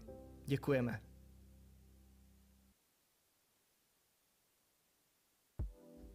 Giving voice to junior China experts, providing opportunities to improve their skills, and creating a unique and inspiring community. That's Future Choice. Our program offers many opportunities to aspiring China scholars from across the European continent. Our mentoring sessions offer a chance to discuss challenges related to conducting research on China with choice experts. Successful articles require practice and knowledge of the editing process. Don't leave your text in the drawer and join the growing network of choice authors. This year's summer program brought together participants from 14 different countries to untangle EU-China relations. We are already working on the next edition. Why is Future Choice so important? Pooling power. A team with so many people with so many views and so many backgrounds. The value of bonding together.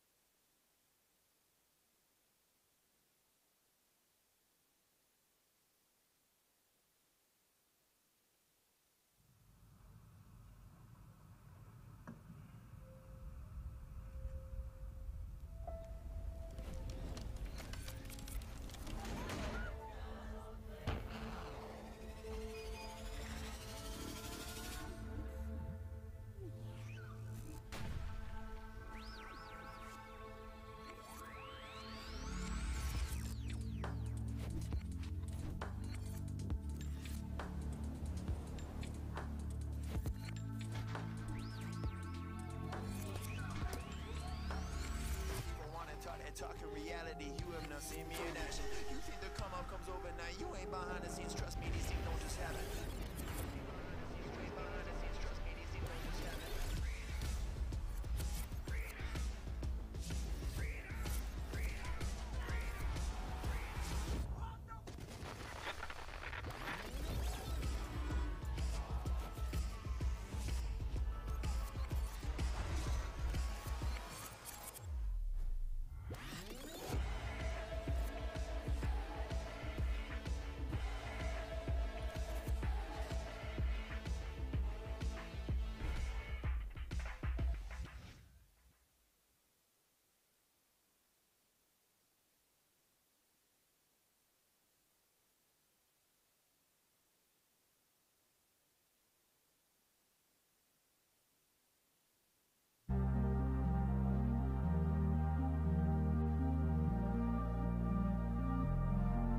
our democracy is at stake. And we see clearly, we have sufficiently good data showing that disinformation sows division in our societies and erode trust in our democratic institutions. Before COVID, many member states underestimated the factor or influence of disinformation. Then in COVID, we know what we were facing, a lot of very dangerous disinformation, which could cost lives of people. And now during the war, of course, everybody see that we must not be naive any longer. Russia uses disinformation as a weapon. Kremlin uses disinformation and manipulation to support its aggression against Ukraine at home and abroad, also to get international support for its war and to deflect blame from violations of international law. Disinformation is a total mistrust of any public and common conversation, and the idea that our communities should always be turned against each other. When disinformation starts affecting democracies, we realize that professional journalism is something vital to a democracy, and that to have the public opinion, an informed public opinion without professional journalism will be more and more difficult.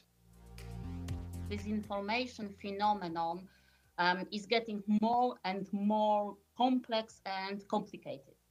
And therefore, it's more and more difficult to study it, and it's more and more difficult even to indicate the limits of this information. What we can observe is that the competence gap between people is getting deeper. What I mean is that research shows that people with lower income, with lower media competencies, less educated, are getting more and more vulnerable to this information. Despite the fact that misinfo spreads more widely than ever before, there are actually a lot of reasons to be hopeful. For one, there is a much greater public support for fact checkers, even small fact checking outlets such as Demagogue. We are now getting increased public support. There's also interest in the platforms. Let's not forget that most of this misinfo spreads on commercial platforms that are making money out of advertising, even with this misinformation content, and they are now much more interested in actually combating it, as they are obviously being pressured to do so. The lack of transparency is something we've been pointing everybody's attention to. The problem is that we don't know how the platforms are working in detail. We know what the platforms are telling us, but I think this is not only about us as media regulators or other players in the system, even users trusting the platforms. But I think we need to create a systemic kind of accountability structure, and for that we need transparency, because some of the platforms may be doing a good work, some of them may not, but it's hard to distinguish. We are always as media regulators trying to be cooperative with the platforms, but we also see that platforms can do a lot of work in some markets, but in, for example, small markets where their presence is not that important for them, they are not doing that much. We have to act on the EU level. We set up support systems for the member states. We share information and best practices. And we also want the big platforms like Meta or Google to present and tackle disinformation in all the languages of the EU member states. So we have to communicate with each member state in a with regard to their specific situation, because Russia is applying their war propaganda in different way in different member states, and also we have to counter that by use of many different tools and instruments, including the action from the side of the platforms. And the platforms have a tendency only to work in English or French or Spanish. No, we need them to work in Slovakian, Slovenian, Bulgarian language. In my opinion, the most important point is education on at least three levels. The first one is the general understanding education in critical thinking and also in confidence in science. Because if people doesn't trust scientific sources, they are vulnerable for misinformation, disinformation, and fake news. The second level is generally understood media competences. The competence of understanding media in critical way.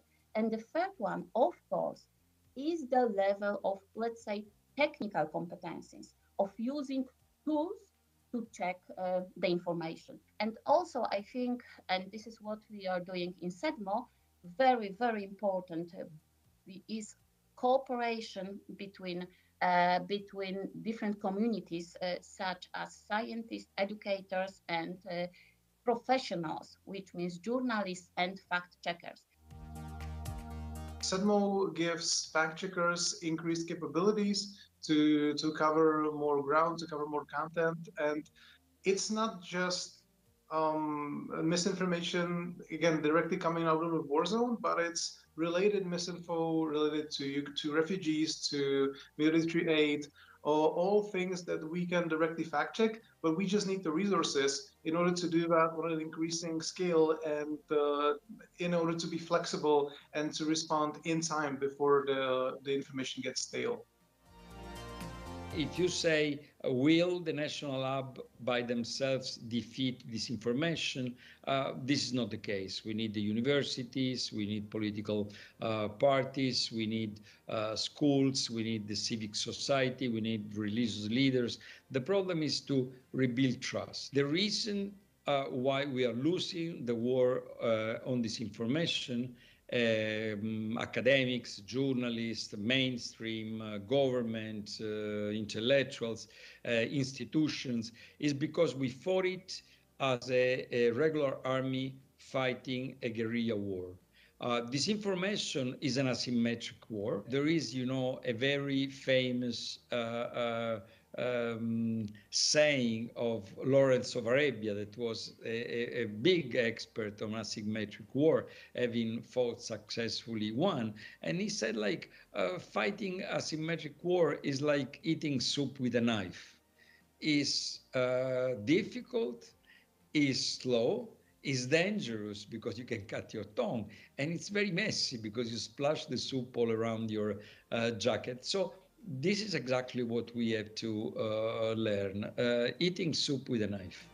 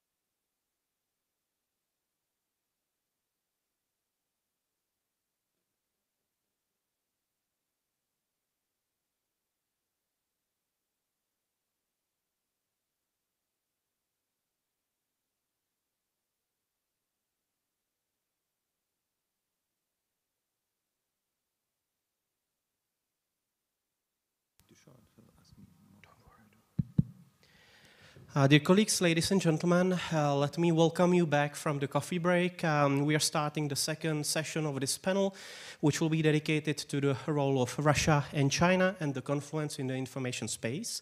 So we will extend the original focus of the discussion from China also to Russia. And we have excellent expertise in the room sitting here with me, who I will introduce shortly. Again, we will run for 90 minutes, both offline and online, welcoming colleagues that are joining us also via the stream. Before I start introducing the panelists, I will also just summarize some of the housekeeping rules and finish the introduction myself, just to say a few words about our think tank as the organizer, Association for International Affairs, which is a Prague-based think tank here. We are specializing in a number of foreign policy and security issues, including Russia, China, but also European affairs and a number of other projects. And my name is Pavel Havlicek, and I will be guiding you through the program today. So, as for the rules for today, you already heard before, we will have Slido with us, so you can be also sharing questions online, or as you were used during the first session, raising hands. As for the Slido, I think you will just need the code to log in, which is CIC 2022 propaganda. This is the hashtag that you will need to log in into the online space if you don't feel also comfortable raising the hand and speaking out also in the stream. This is also an option for you, indeed. So now I will be introducing our three panelists. First, it is Marike Olbert, who is the senior analyst at German Marshall Fund, and she is also lead at the Stockholm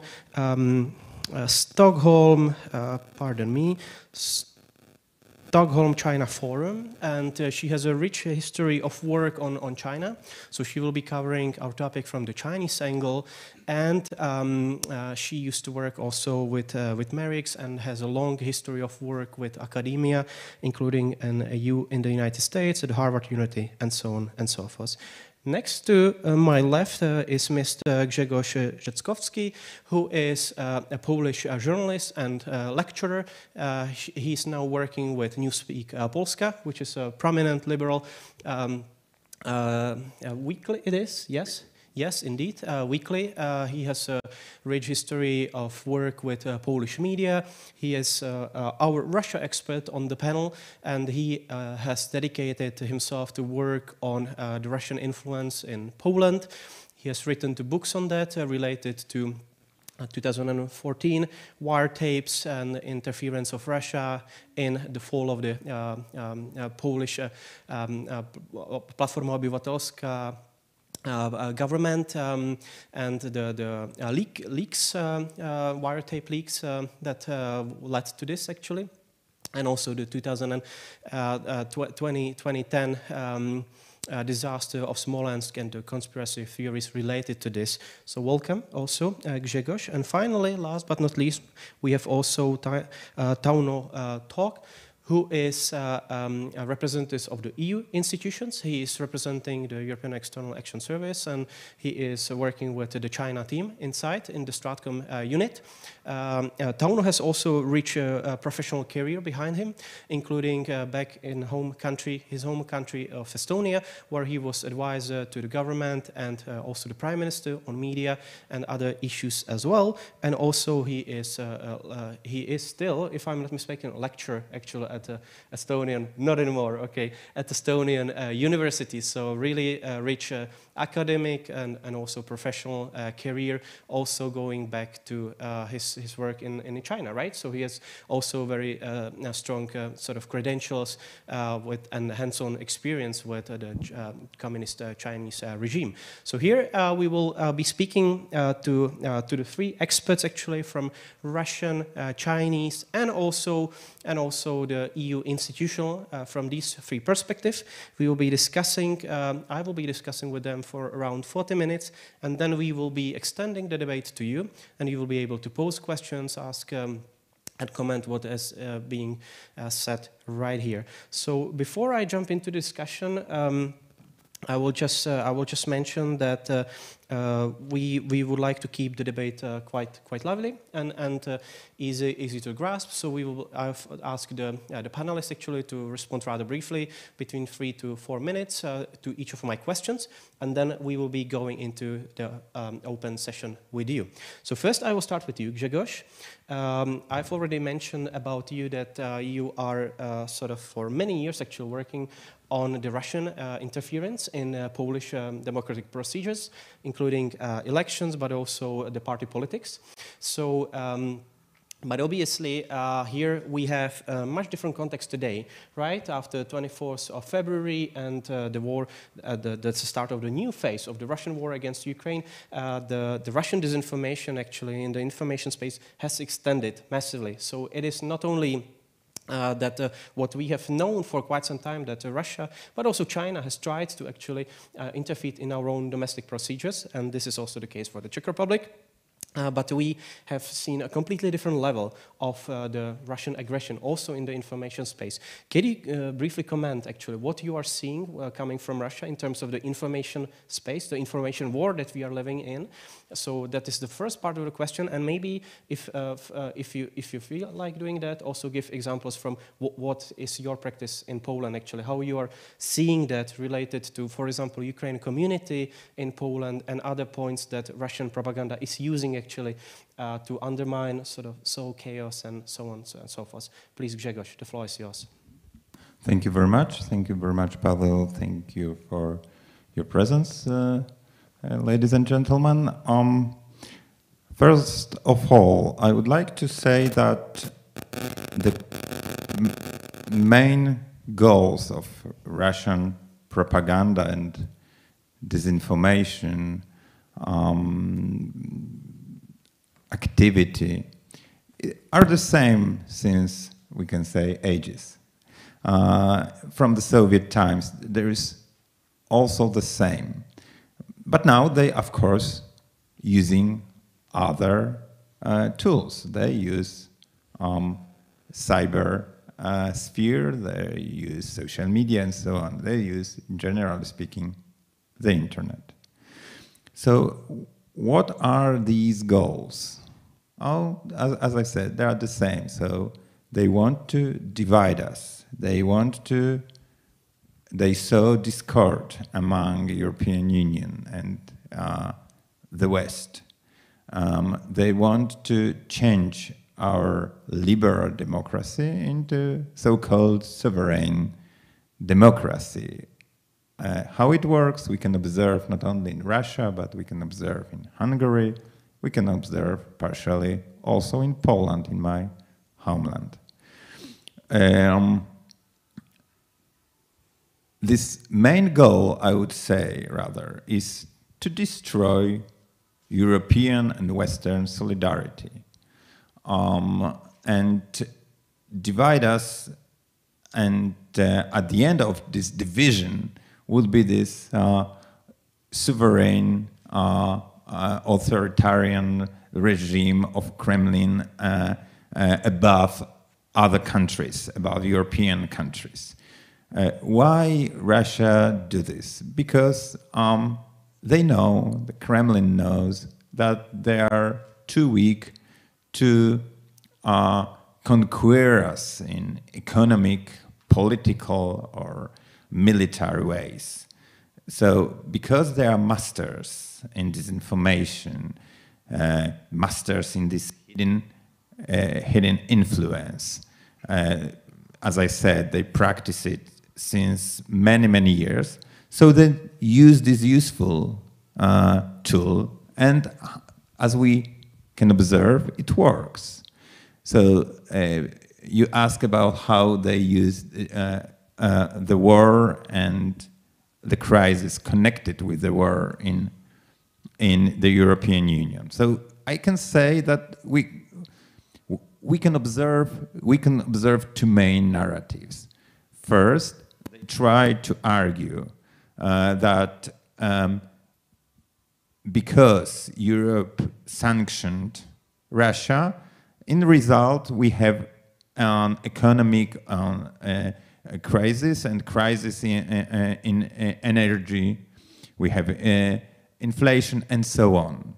So don't impose sanctions, lift sanctions, and everything will be all right. So this is one of the main narratives in their propaganda. And the second thing, it is, in my opinion, rather useful for their internal market, I mean, in Russia. They try to argue that, of course, this is the war with NATO. It is as you can observe, since when Russian troops were defeated by Ukrainians in Donbass. There is a narrative that Russians do not fight with Ukrainian army, but with NATO. So on the other side, there are NATO troops. Of course, it's not true. Also, we can hear and observe that they try to argue that Europe is a kind of hostage of Ukrainian, it means fascist regime. So they were to spread this narrative about fascist regime of fascists in Ukraine. Now in Europe there are fascists who are cooperate with President Zelensky and their government. So these are the main narratives. Of course, they say that refugees, this is a problem for Europe. Don't open the borders for Ukrainians, so on, so on. You can think about it, and you can observe, and you can figure it out that the aim, the objective is still the same. So they targeting Europe, they targeting our solidarity, they targeting our values to divide us, to destroy a liberal democracy in Europe, as they did successfully, partially, in Poland, thanks to activity that they started to do at least since 2010, and then repeated in 2014. Thank you so much, Grzegorz. I will be now going to our China expert. So, Marek, do we have you online? Yes, are you there I'm somewhere? Here. Yeah, I'm here. Can you hear me? Yes. So great to have you. Unfortunately, Marek couldn't join us actually live, but at least we have her online in the information space, so still part of the discussion. Feel welcome as well in the Prague Municipal Library. So indeed, our efforts in the MAP Influence project is covering and actually focusing on this confluence between the Russian very direct influence on the information space in the Czech Republic, but in the European Union and the wider region. But obviously the picture would not be full without actually covering the Chinese angle to that as an actor in the shadow, so to say. You know, when we heard that the European Commission was actually banning the activities of Russia Today, but also Sputnik in the European information ecosystem, still the Chinese actually state media remained on, and they still kept actually following the Russian password as we were actually also discovered, thanks to colleagues also in Slovakia who are sitting in the audience, that Russia and China in the information space to some degree overlap and actually work with similar narratives and things like that. So here it would be great to hear from you, Marek, actually about what you are seeing actually in the context of the Russian war against Ukraine from the Chinese angle, what you are seeing in the information space. how has China interacted with the Western media ecosystem? What is maybe new also since the 24th of February? What you are seeing from your angle also when it comes to the Chinese domestic level? Please, the floor, at least online one, is yours. Thank you very much for having me, and apologies for not being there in person today. I would have much preferred to be there with you on the stage. Unfortunately, it didn't work out that way. So yeah, what we're seeing when we look at Chinese narratives on Ukraine, on the war of aggression on Ukraine, is essentially a laundering of Russian news and of Russian talking points. Now, this is not exclusively what's happening, but this is kind of the main direction of where Chinese traditional media, official media, I need to say, and social media are taking us. Now, we know China has a certain respect of being hit by secondary sanctions, for example. So there are certain things that China will not do to support Russia in terms of, providing actual military aid. But short of that, what China is doing is providing the broadest possible narrative and information support that it can to Russia. So whether that is via collecting diplomatic statements from various countries around the world, or in the field that we're primarily looking at in the information space and in the media. Now, there's two ways that Chinese official media are supporting Russian narratives. One way is through narrative alignment, that some narratives that the PRC, the People's Republic of China, has been pushing for years simply align with certain Russian narratives, and that they're not directly taking the Russian talking points, but what China has been saying simply aligns with what Russia is saying. They both view the United States as the big troublemaker, as the big threat to themselves. So there's a certain narrative alignment. Aside from that, however, you also do have pretty direct narrative and information amplification. As you just mentioned, Russian media have been pretty much banned, but Chinese media are literally just simply amplifying and relaying what Russian media are saying. So they're citing official media, both on social media and on their other platforms, and simply giving a massive stage to the Russian point of view. I think there's been a lot of talk about perhaps getting China to stop doing that, to get China to tone down its support of the Russian point of view by arguing that, well, it's not really in your interest to take the Russian side. The point that I want to make is, by all means, I think we can keep trying to push China to do this, and we can keep trying to put pressure on China to tone it down a little bit and to point out to China that its support of Russian talking points may harm itself.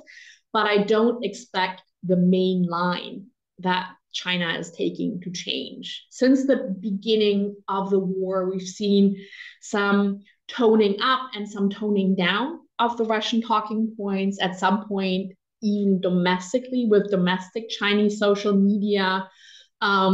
Anything that was seen as supportive of Ukraine actually ended up getting censored, whereas talking points supporting Russia could float around freely. Now, this has changed a little bit, and at some points in time, Chinese media have started occasionally picking up slightly more critical narratives, and this might continue. But the basic line of wanting to support Russia over the United States, over NATO, and over Europe is not going to change. And I think it's really important to understand that with all the pressure that we're putting on China. Now, maybe very briefly in terms of the key themes that we're seeing, I mean, one is obviously, and this is one that China already had some narrative alignment, is of course that in this entire saga, this is not between Russia and Ukraine. This is not kind of Russian aggression against Ukraine, but it is a proxy war between the United States and NATO on the one hand and Russia on the other hand, and the ultimate fault lies with NATO and the United States for having pushed Russia too far. So this is a key theme that keeps popping up again and again in basically all of the Chinese coverage. We see a lot of one other major theme is a classic divide and conquer, and that is mainly along transatlantic lines. So one of the major narratives that China has been pushing is that the United States is the one that is escalating this conflict, that is doing the damage, and that is profiting from this conflict, whereas it is Europe that is really suffering from this war. And especially from the United States not wanting it to end. So this is kind of the classic divide and conquer strategy. I don't think it's working particularly well in Europe, but I'm going to get into that very briefly about how to look at that in a moment. China has also used the war to kind of opportunistically amplify already existing conspiracy theories about the origin of the coronavirus pandemic, where China has been pushing a line that, maybe this leaked from a lab in the United States, and it basically used some Russian conspiracy narratives about bioweapons labs in Ukraine to say, well, this is all the US doing weird things in Ukraine, and this is probably where the virus came from as well. So kind of opportunistic rearrangement of pre-existing narratives. One thing, this often, I think, in Europe gets dismissed, and we have this attitude that, Ukraine is winning the information war, and I think that's probably true for large parts of Europe. I don't know that it's necessarily true at a global level, because one thing that is really important to keep in mind is that a lot of what Russian media put out, but mainly also what Chinese media put out, is not necessarily meant for Europe. Yes, they also mean to target us, but a huge part of this information simply goes towards the global south. Like much of what, for instance, the PRC does in terms of information operations on Facebook is principally targeted at the global south in terms of amplifying of Russian narratives, amplifying of conspiracy theories. And there we honestly, I don't think we have enough information to fully understand how it is actually being received, and whether perhaps, some publics are convinced by it, and whether in some countries this may actually be quite the dominant narrative. So I think it's up to us to actually take this seriously and to think about what we can do better to counter this. I'm going to stop with that, but happy to take any follow-up questions and engage with the colleagues on stage. Thank you so much, Mareke. It's a pleasure that you ended on that note, making a nice bridge actually to our third panelist here live in the Municipal Library, because Tauno, Mareke ended on the note basically saying, okay, are we taking this seriously enough? Both obviously the Chinese angle and the Russian information angle to that, So, and while we know that there's a number of things now being prepared also by the European Commission, it will be really great to better understand how, for example, your team, but also the EU institutions as such have responded to both Russian propaganda and also Chinese one in response to what's happening now in Ukraine. Please, the floor is yours.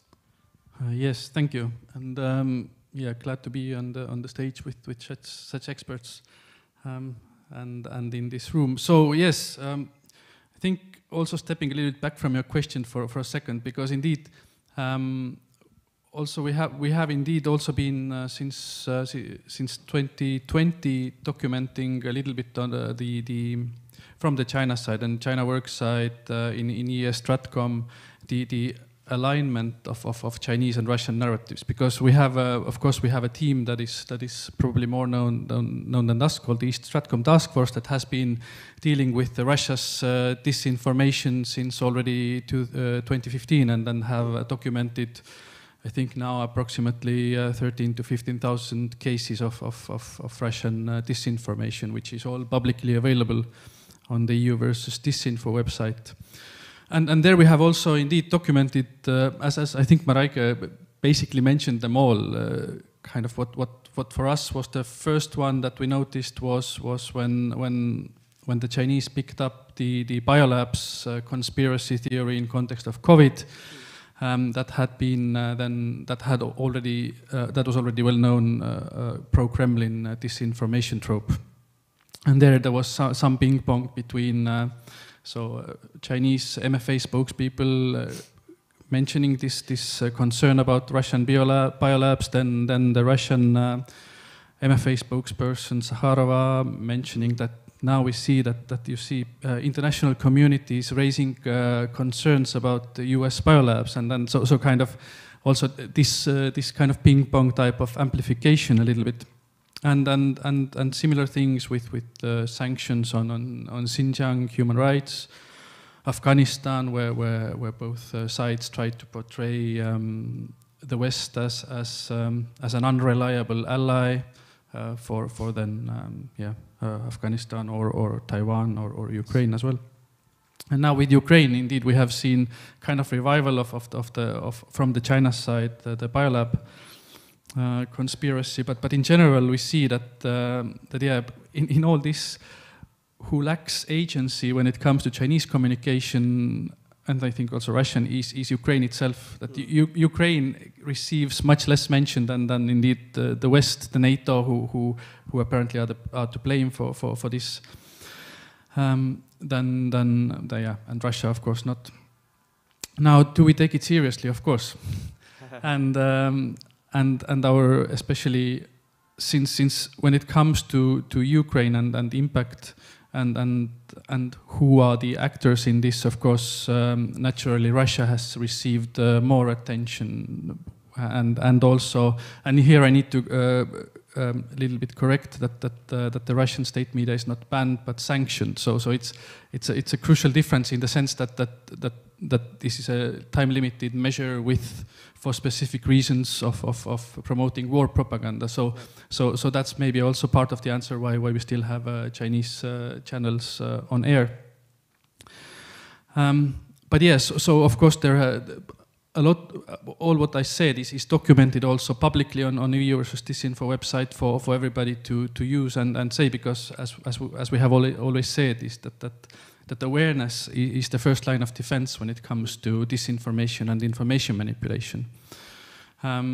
Other parts, of course, when it comes to now Russia, the sanctions are one concrete response to then Russia's activities in the information space, and also, of course, work with both Ukrainian and surrounding civil society and independent journalists and so on. So this is, of course, something that has been done and is being done as well. So I think, and this is no surprise, I'm not saying anything controversial, that Ukraine and everything related has occupied, I think, a large part of Brussels for the past months, and so also us and in our team.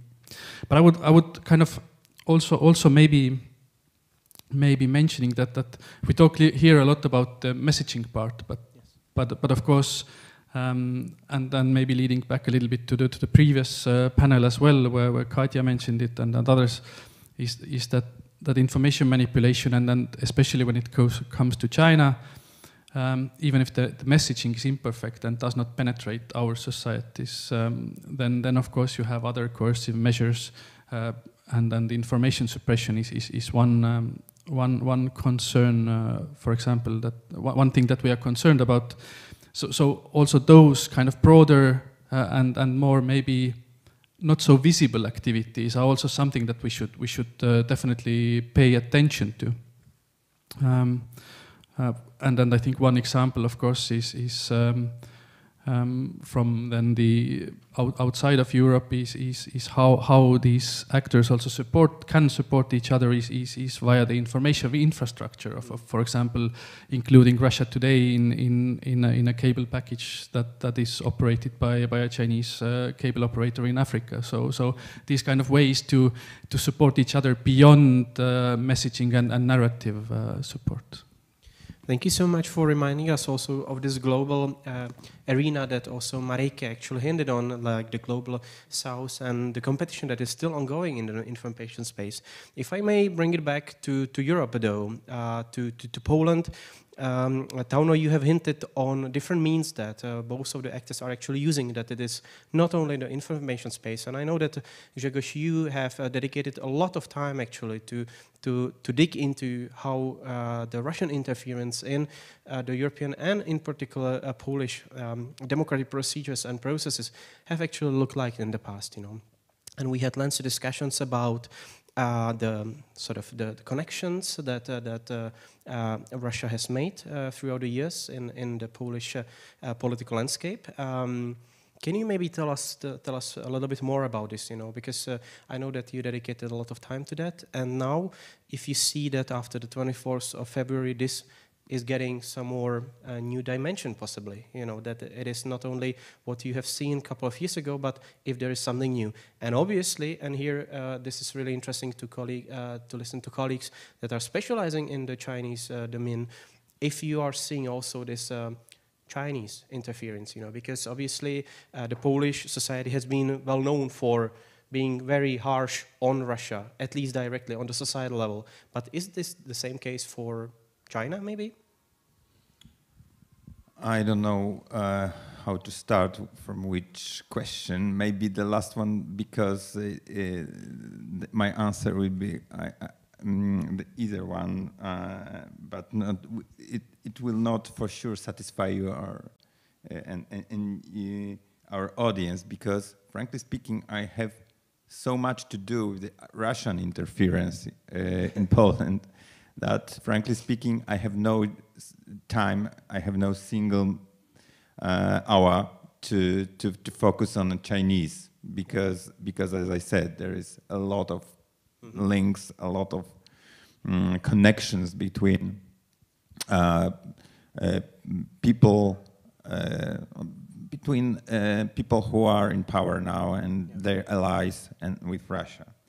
So maybe let's go to the first question. Let me read something. I prepared something special, for our discussion. Maybe all of you, for sure, all of you remember that Vladimir Putin has described the USSR collapse as the greatest catastrophe of the 20th century. And since becoming leader, he has worked to reconstruct the geopolitical ambit and influence of the former Soviet empire. And to achieve this aim, Putin, as a former colonel of KGB, has adopted some methods of political warfare known as active measures. And as I said, for detaching Poland from the Western allies and alliances would undermine the whole system, permitting the expansion of Russian influence, and that was one of the reasons. And for that reason, in recent years, Russia has been making intense efforts to divide Polish society and poison her international reputation. And as we know, it was successful. Polish society is deeply divided onto hostile groups, and Poland now exists on the margins of the European Union. For example, by encouraging extreme nationalist forces and an internal culture where Poland can be presented as an unstable country, unworthy of serious regard in the international arena. It was also some of Russian objectives. One Russian intelligence operation played out following the 2010 Smolensk crash, which saw the deaths of 96 senior Polish figures, including Polish President Lech Kaczyński. A second example was the wiretapping scandal of 2014, which compromised key personnel in Polish Prime Minister in that time, Donald Tusk, implicating the ministers of Finance, Foreign Affairs, and the head of intelligence service, and the main Polish businessman. Let's go to the Smolensk catastrophe. After that, there were plenty of conspiracy theories. Some of them were so by Russian and Russian-connected people who are active in the internet. Russians initially open to aiding the Poles' investigation after the catastrophe, quickly realized that the ever more popular theories could be weaponized against their host nation. Since the incident itself, the Smolensk crash has been catnip for the extremist, pro-Russian and anti-European Polish right wing, who spread the theory that the crash was an assassination planned by Tusk and Putin. One of the main figures now who spread these theories, Antoni Macierewicz, one of the main figures in Polish governing party, Law and Justice, former Minister of Defense. These theories was supported by people and institutions connected to the American alt-right as well. For example, among them were people, figures close to Donald Trump. For example, former Congressman Dana Rohrabacher, lobbyist Mike Pence, and former White House aide Sebastian Gorka, very well known in Hungary. In 2014, Russia again supported the anti-Western direction Polish politics. The wiretapping affair caused a political earthquake for Donald Tusk government. In 2019, Associated Press dubbed this scandal as a Russian laboratory for interference in the 2016 US elections. In total, well over 100 people were recorded in 2 Warsaw restaurants. Damaging extracts from this conversation, extracts from this conversation were leaked and published in Polish media, mostly connected with Law and Justice. And I did my investigation. And this investigation revealed a trail leading to certain Polish opposition figures, in that time opposition figures, of course, linked with oligarchs close to the Kremlin. For example, one restaurant where this recorded worked was owned by associates of Andrei Skoch. Andrei Skoch is a Russian oligarch under a US treasurer, a US government probe for his ties with the Russian mafia and the GRU. Yes, okay. So I think that's the short description of this what happened in Poland in recent years. I have to add that these two operations of disinformation helped Law and Justice to gain power in 2015. Thank you so much, Grzegorz, for this really deep dive into how the Kremlin has actually interacted with the European societies, and one of the most resilient ones actually towards the direct, at least, Russian pressure measures, and influence operations. Now I will go again to the online space, to Marek actually, and ask you do you recognize some of these methods? We heard previously from Mr. Butikov that issues such as elite capture, for example, has been something quite typical from the Chinese communist regime, vis-a-vis European politicians, but also sometimes, scientists, journalists, and all that. Do you recognize some of these measures that Russia has been using traditionally in the region of Central Eastern Europe, but also well beyond? And could you maybe add to this, if you have seen some of these actually played out after the 24th of February? this year and the start of the Russian aggression against Ukraine?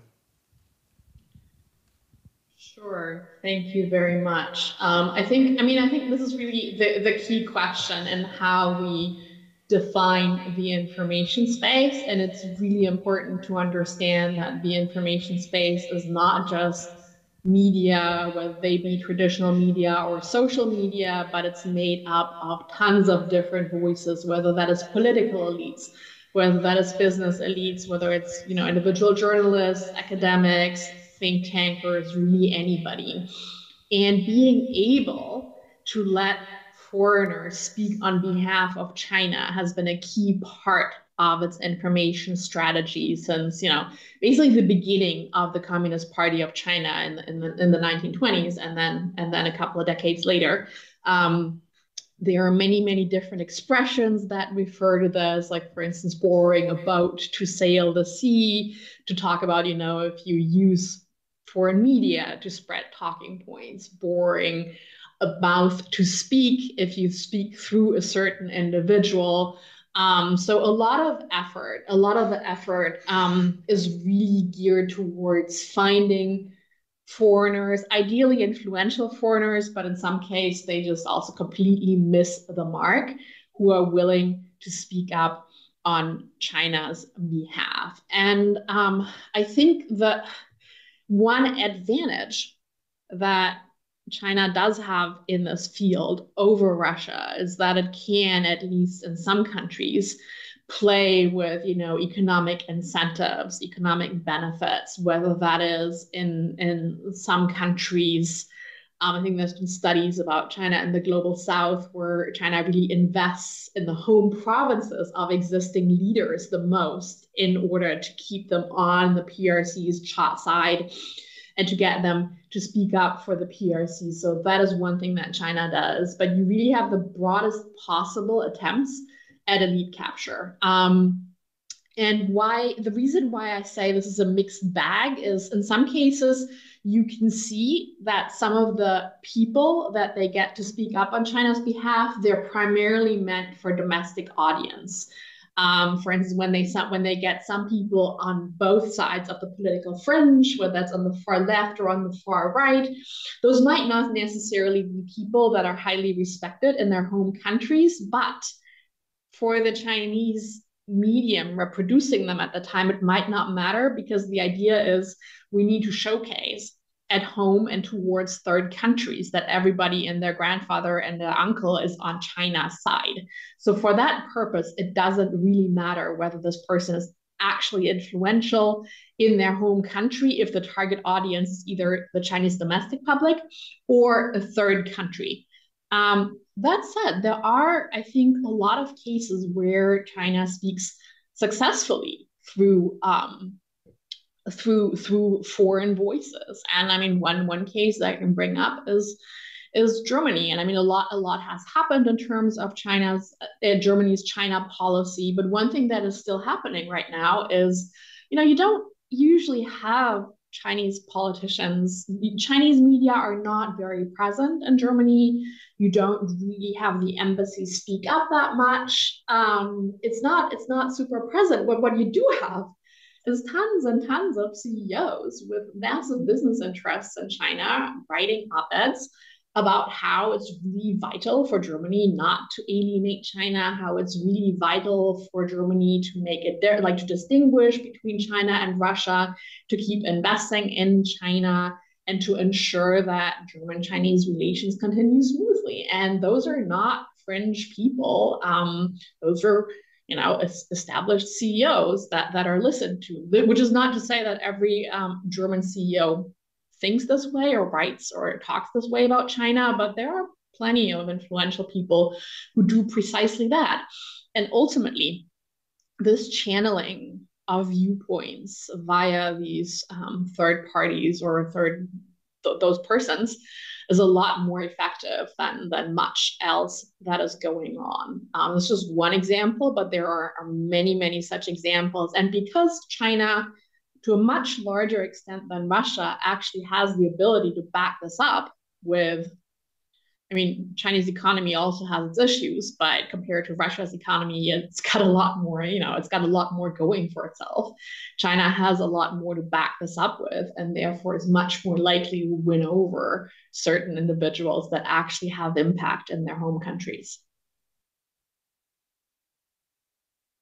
Thank you so much, Mareke. Very interesting, both hearing about the global dimension of this and the Chinese Communist Party activities in the global south, but also very close to our neighborhood, be that in Germany in this case. So before I turn to you, and please feel free to prepare the question, raising a hand and offering your comment or a question, I will, for the last time from my side, actually give the floor to you, Tauna, because we heard from you actually about the really complex efforts to respond to these activities in the information space by both Russia and China. And I think there is much more to come soon.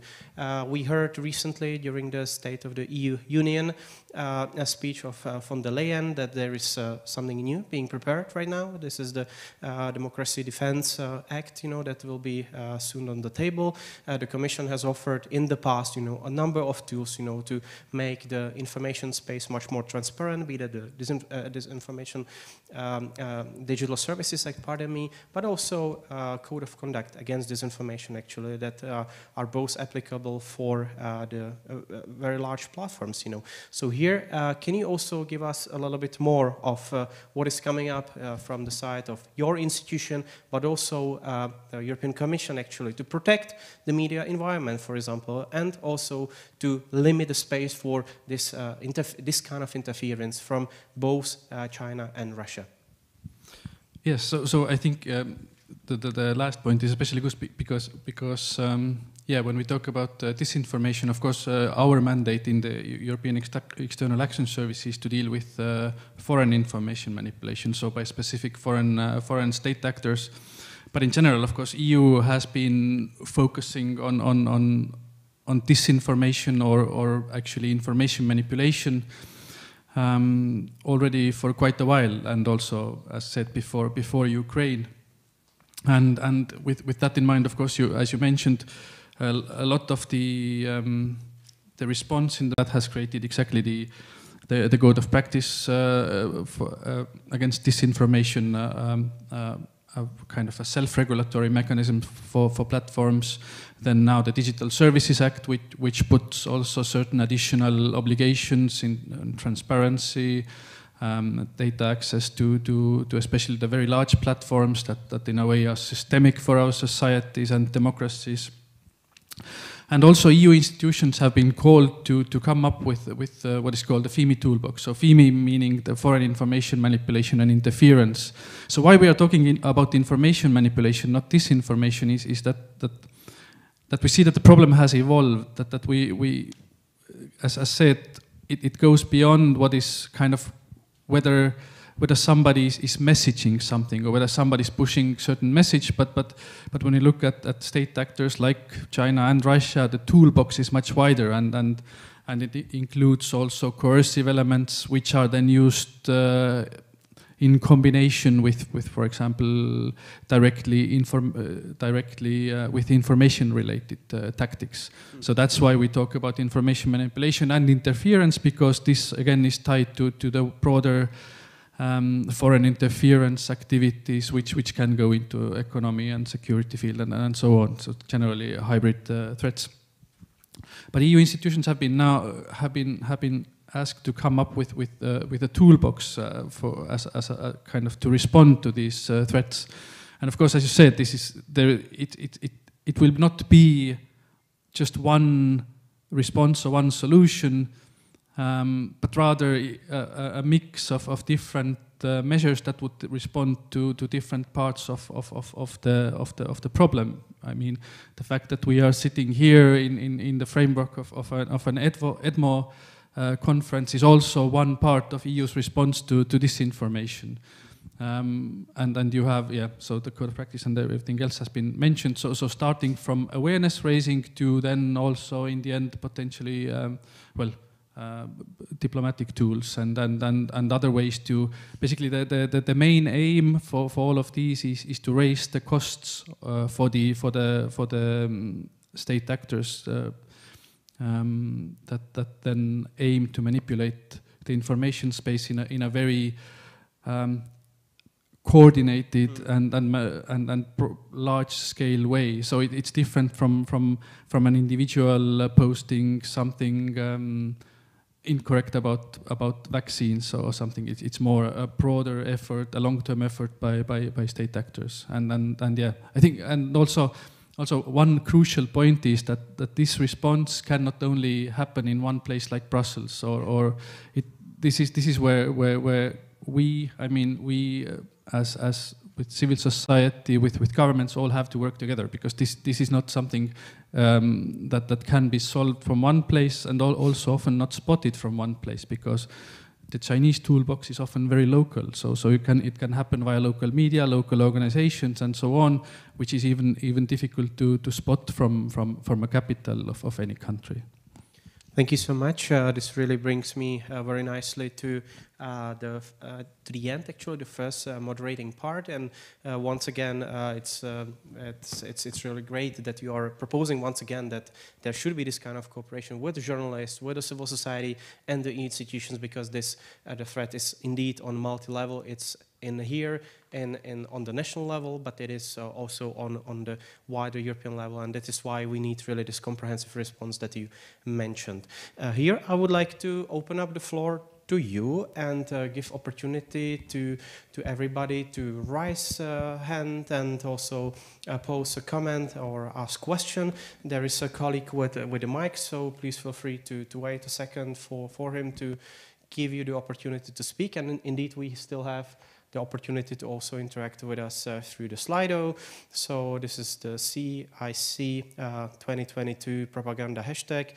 You can log in and also ask your question for those especially who are following us live online. So here, I'm still not seeing anybody raising hand, but there is one at the very back, please. Please kindly just introduce yourself and also, if possible, attribute a question to one or more of our panelists today. Thank you all for the fascinating presentations and that you've shared. My name is Julian. I'm a student at Charles University in Prague and originally from Malaysia. So I have two questions.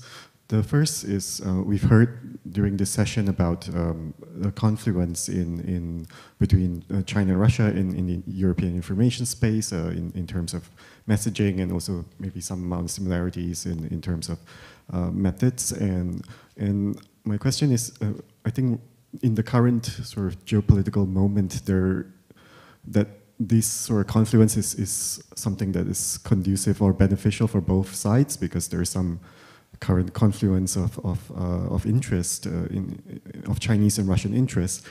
However, I'm not so sure if in the long term their interests are actually going to be aligned. And we've heard in the previous panel as well that China and Russia have different ambitions, and that China's ambitions are likely much greater than Russia's. So if, let's say, their long-term interests are not actually aligned, then what then what implications does that have for any potential divergence in the information space between China and Russia, and then what sort of opportunities does that hold for Europe then?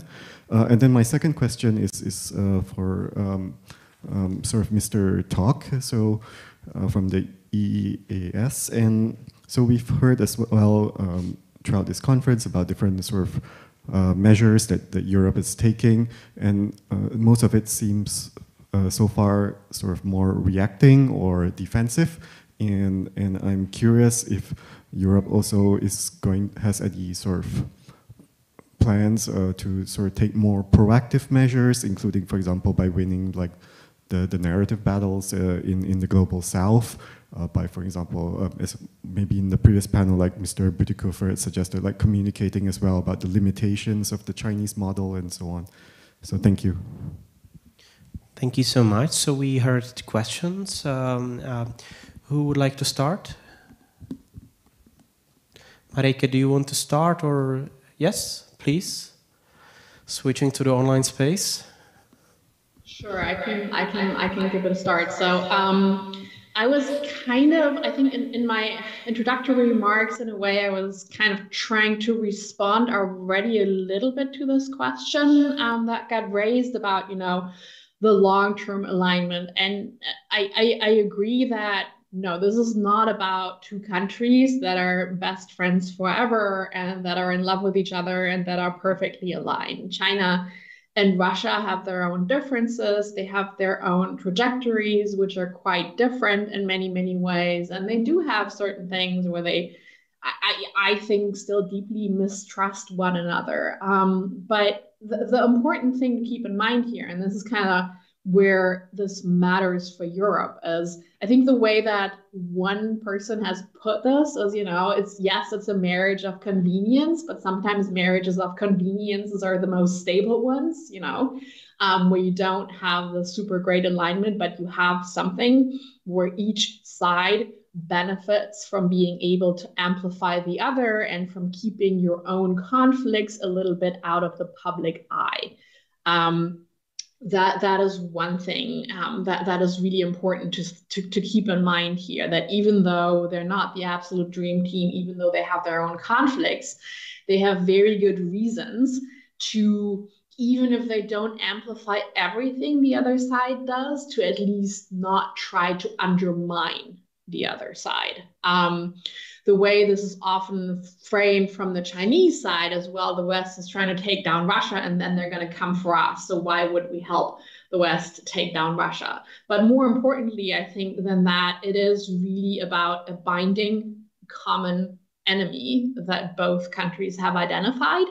And I can't speak for the Russian side, but the Chinese side has a very strong historical tradition of focusing on the principal enemy. And that is the terminology that's actually used. You have one principal conflict and you have one principal enemy, and you really, really have to focus on that, and you cannot get dissuaded from that. And that really is how the PRC is approaching this particular conflict. The principal enemy is not Russia, it is the United States, with NATO as kind of a sidekick to control Europe, and that is where all your full force has to go. And anything that is not shooting in that direction is essentially at best a tactical retreat.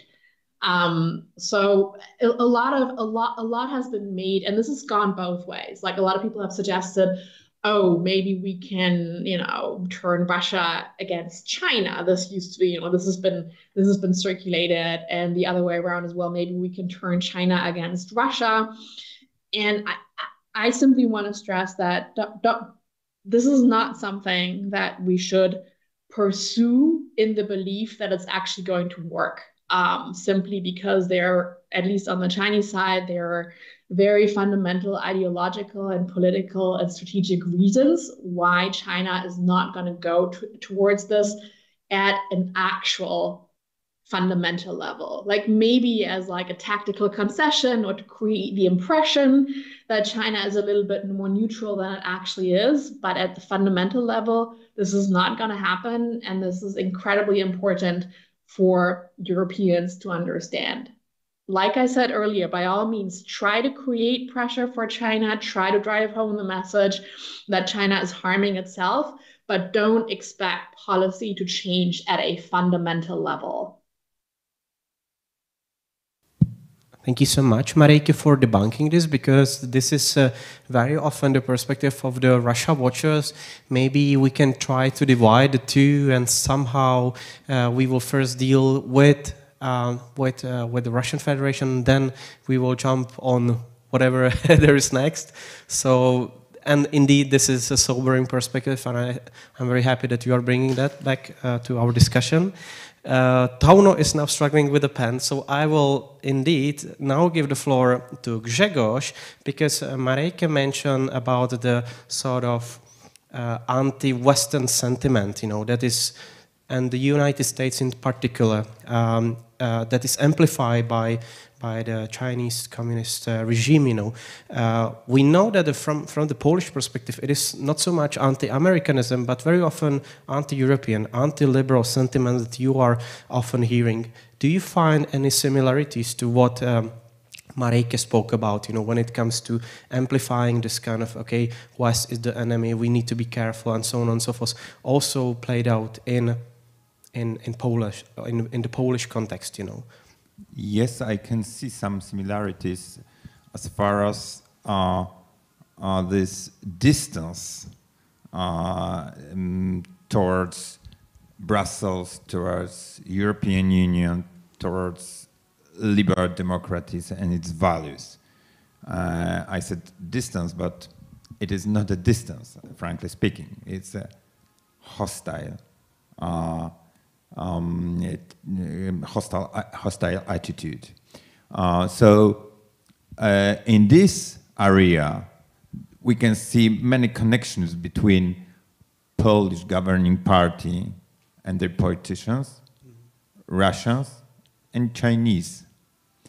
As far as United States are concerned, it's a little bit complicated because, as you maybe know, Poland is, on the one hand, one of the most anti-Russian, or even we can say Russophobic countries in the world, but on the other hand, is very pro-American. And Polish government narratives are also anti-Russian, but they, underneath, they are pro-Russian in their activity, in using some method, tools, in their attitude, as I said, towards European Union. But Polish government is very pro-American, but it's not so easy. That it's saying they are pro-American, it's not enough, because they are pro-Trumpists, right? Pro-Republican. So they support people, and they are in strict connections with people who are also very pro-Russian, because we know that not only Trumpists in the Republican Party, but Republican Party is rather pro-Russian. They see their attitude towards Russia is like this: Russians are white Christians. They can support us in our crusades to preserve our conservative values, shortly speaking, of course. So it is, as you can see, a little bit complicated, but when you take a look on this map that I tried to present you, it is logical. Thank you so much. Also bringing this complexity to the discussion, that it's not all black and white and straightforward as it seems sometimes from the Czech perspective on Poland, or also on the Polish-United States relations. But back to you, Tauno, actually. You heard the second question was addressed to you. This was about the response factor again. If you could shortly comment, actually, what you guys are doing, actually, on that level. And thank you for giving time for me to retrieve my pen. I will use that also in the future panels. But yes, thanks for the question. In some ways, of course, you can say that well, every policy initiative is reactive in nature, because it's a reaction to a problem. But of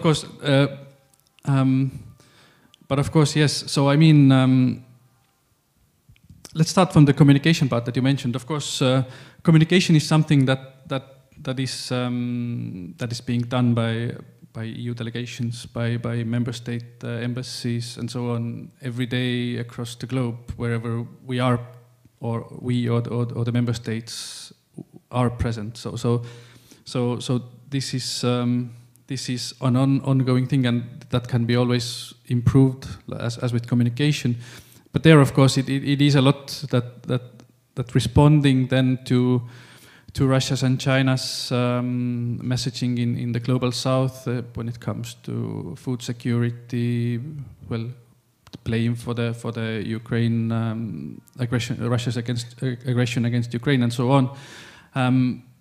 There, of course, the message always needs to be tailored to the local audiences, because going in with one message, going in with a specific message might work in one context, but might very badly backfire in another country where views towards either China or the West or any of the other parties in the communication or in the message, the views can be very different. So this is definitely something that is also being thought about a lot, and this is and will always be an ongoing process. But on other kind of responses to the information manipulation problem in general, of course, it all starts with exactly the need to better understand what is going on, because, as I said, they cannot, due to the different tactics, there is no one silver bullet response to this. So better situational awareness, and this again leads me back to what I said before, that we kind of have to work together to understand also the extent of what China does in the information space, and what are the exact tactics they are using where, in order to pinpoint the main risks, and also then tailor the responses to disrupt those activities. So again, the key word is raising costs for the actors, because it is an arms race in the sense that it is very difficult to prevent, well, information manipulation at all, but it will kind of, but it is possible to make it more difficult. But just listing some of the, very quickly, sorry, some of the things to just also show that there are kind of other things that can, this proactive, of course, all the work on media literacy is a long-term proactive action to then raise societal resilience to disinformation and information manipulation. In a way, and awareness raising the same. Of course, awareness raising is always reactive, because you talk about specific cases and so on, so something has already happened, but at the same time it's also inoculating again the public's, again, potential future instances of manipulation, or again making it raising the threshold, at least for the actors to penetrate with their message. Yes, so maybe, yeah, also maybe one specific thing to mention still is the Media Freedom Act, the proposal for the EU Media Freedom Act, which came out recently. And there, for example, state-controlled media is also mentioned as one area of concern. So if we set certain requirements or certain expectations to the media in the European Union, there's a question whether kind of others outside, especially when it comes to state-controlled media, set up with the intent to actually manipulate or act as state messaging tools, should have should follow those or kind of fulfill those requirements as well, if they want to be present in the European Union.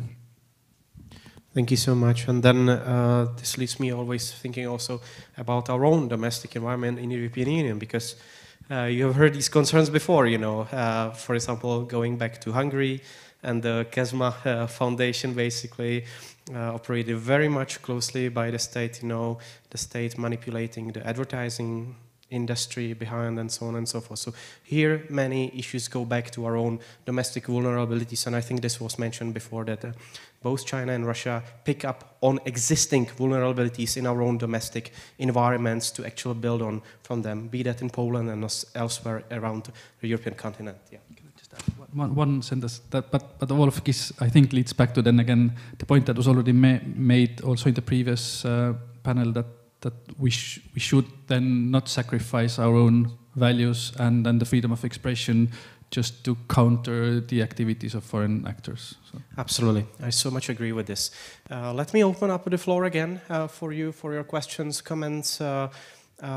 So far, we have not heard from the slide or so much, but we have one question here in the front. And then if anybody else, please feel free again to raise the hand or indicate that you would like to interact. Please. Philip Shebok from AMO. So my question is, we heard a lot, especially during COVID, that China was learning from Russia in terms of some strategies and tactics in the information space, especially in terms of the COVID origin and the issue where there are many theories kind of floating around, and there was no specific theory that China was actually pushing. And many people argued, like people that have been working on Russian propaganda, that this is something that Russia has been doing for quite some time. So I'm wondering to what extent we have seen actually China learning from Russia, and whether we, and this is something that's not been as much discussed, whether we have seen it the other way around, whether Russia is also learning something from China. And I guess this would be to Tauno and perhaps Mareike as well.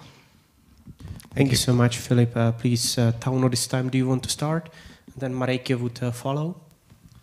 I think what we have often said is that we see alignment and convergence in narratives, but we don't have specific evidence of actual coordination or cooperation.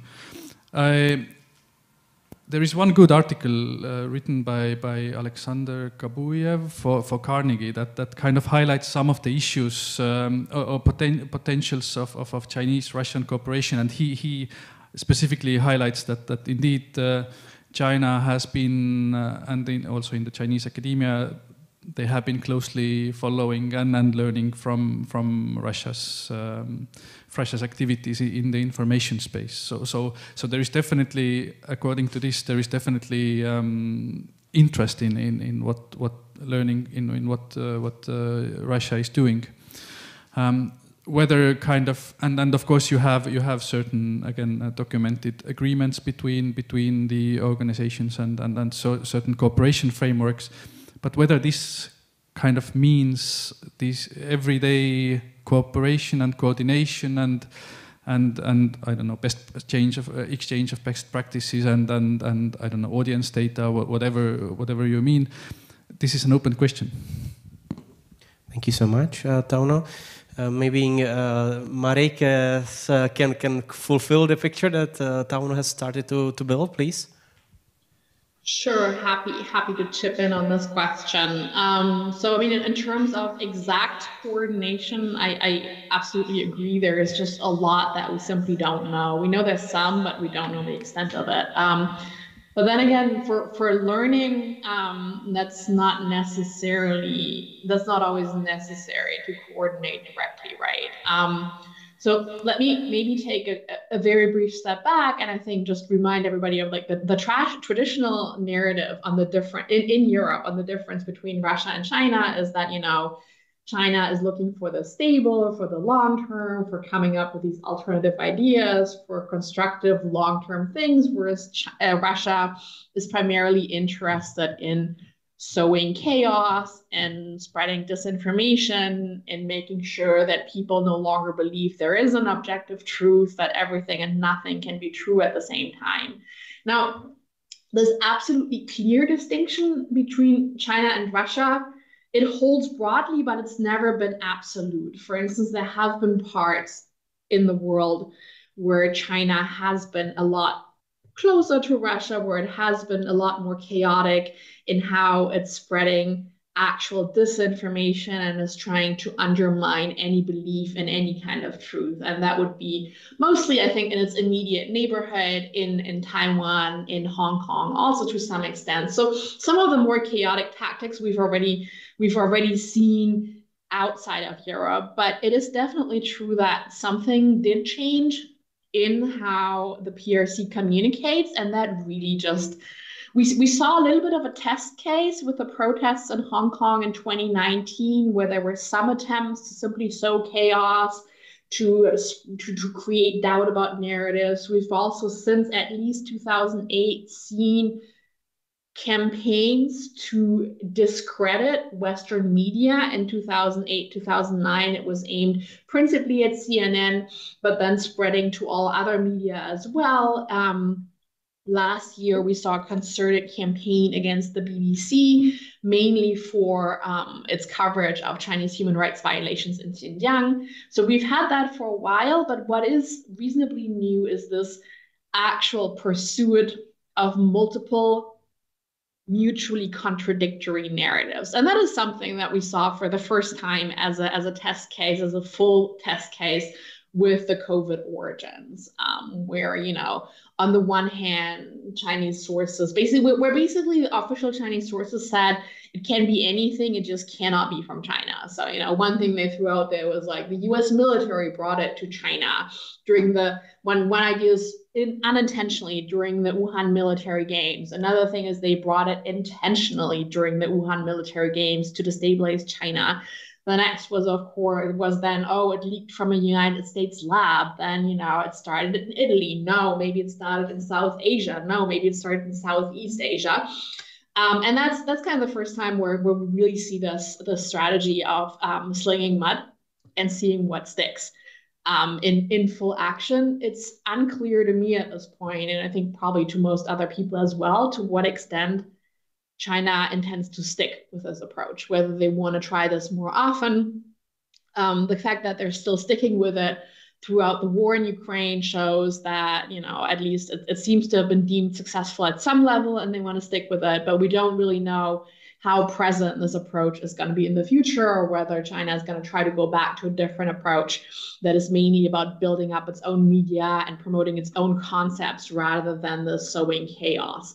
But again, the two are not necessarily seen as in contradiction, because the idea is, you know, if we tear down the opposition, in this case, other sources, Western media, et cetera, we can build up our own. So whether this is something that China learned directly from Russia, whether this is something where they had multiple sources of inspiration, I do not know. I do know that since at least 2010, advisors to Chinese media have been suggesting to Chinese media to please go copy Russia, because what Russia is doing is more sexy and is more successful than what Chinese media have been doing. So there's definitely some of that, but it's very unclear at this point where this is going to go in the future, and it's definitely one of the main things to watch for all of us. Thank you so much, Marijke. And I think we have the opportunity for the last question, probably from the audience, if there are any volunteers. There is one hand over there, and I think we will be wrapping up with this last question if there is nobody. Kateřino, prosím. Thank you very much. My name is Kateřina Procházková. I'm from Project Synopsis. Firstly, I would like to thank all speakers for amazing presentations. And I have one question maybe to Tauno and Marijke as well. I would like to follow maybe to the last sentence or part that Marijke was mentioning. Here in Czech Republic, we can see that the Chinese authorities, Chinese proxies are more targeting these days, like maybe during the last 2 years, disinformation media than the state media or serious media. Can you see maybe something similar happening somewhere else in world?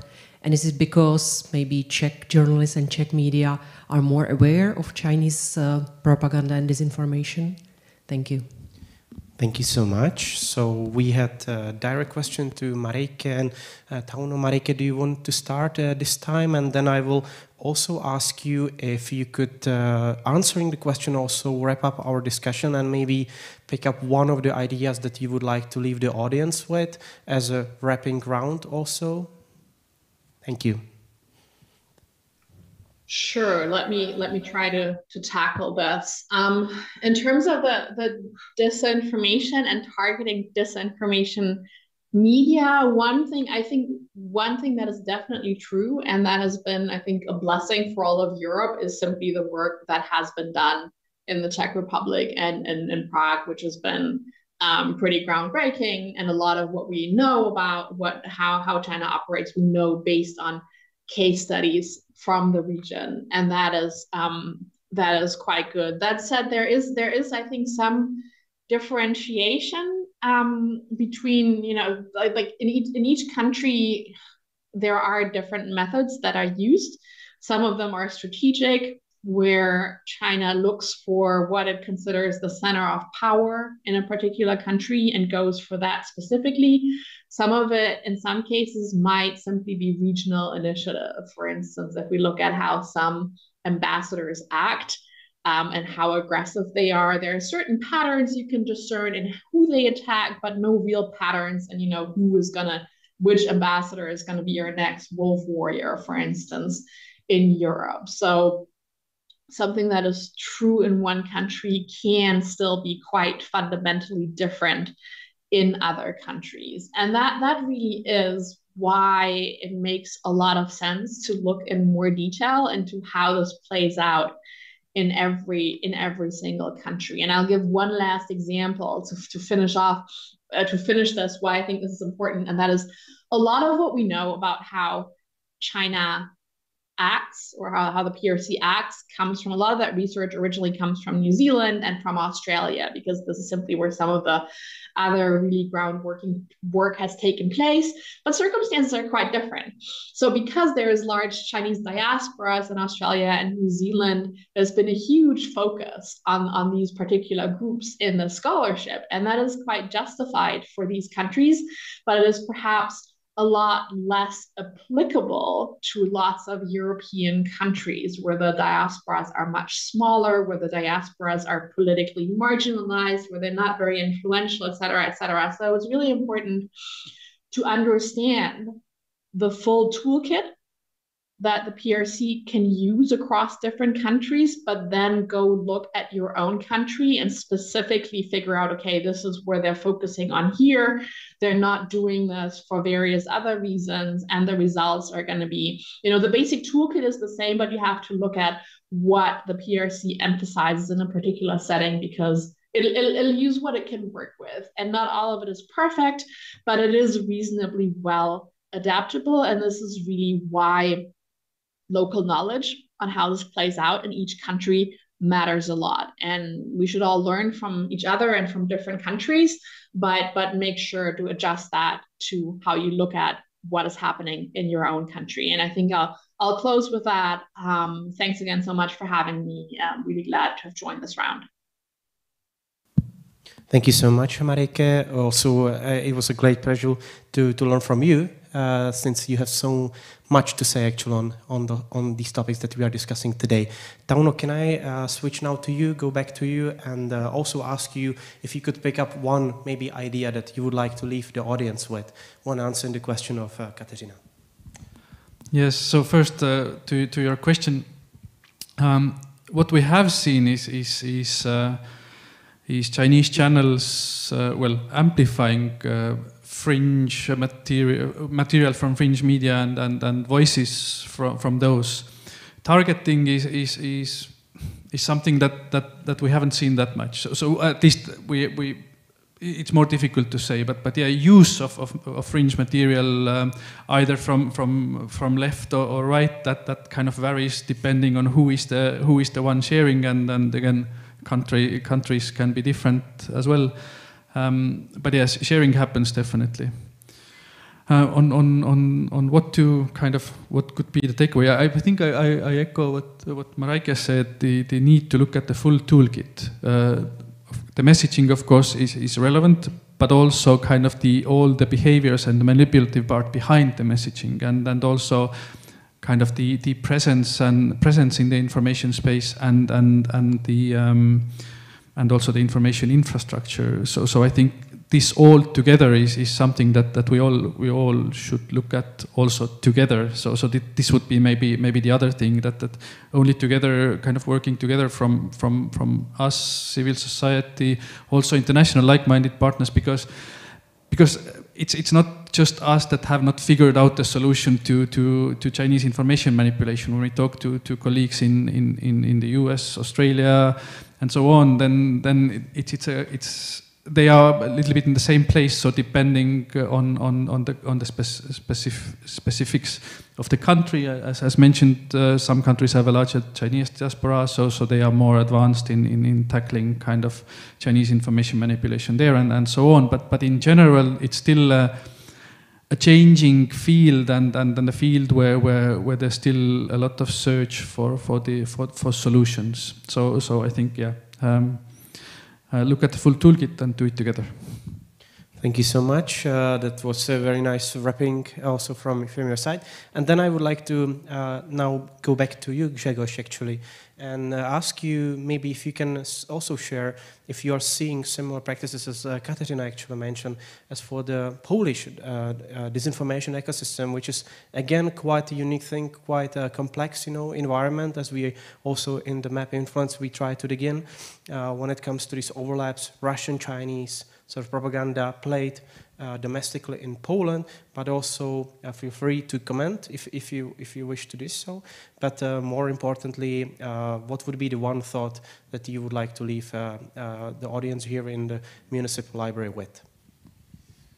I would like to underline that's pity what I would like to say, but I would like to say that Poland now is a kind of Trojan horse in the European Union. I mentioned that because the government and people gathering around their supporters, allies, wanted to provide to the European Union values that are not the values that are hostile, the values that are not fit to the liberal values. And these values are very similar and maybe even the same what we heard from Russia, what we heard from China.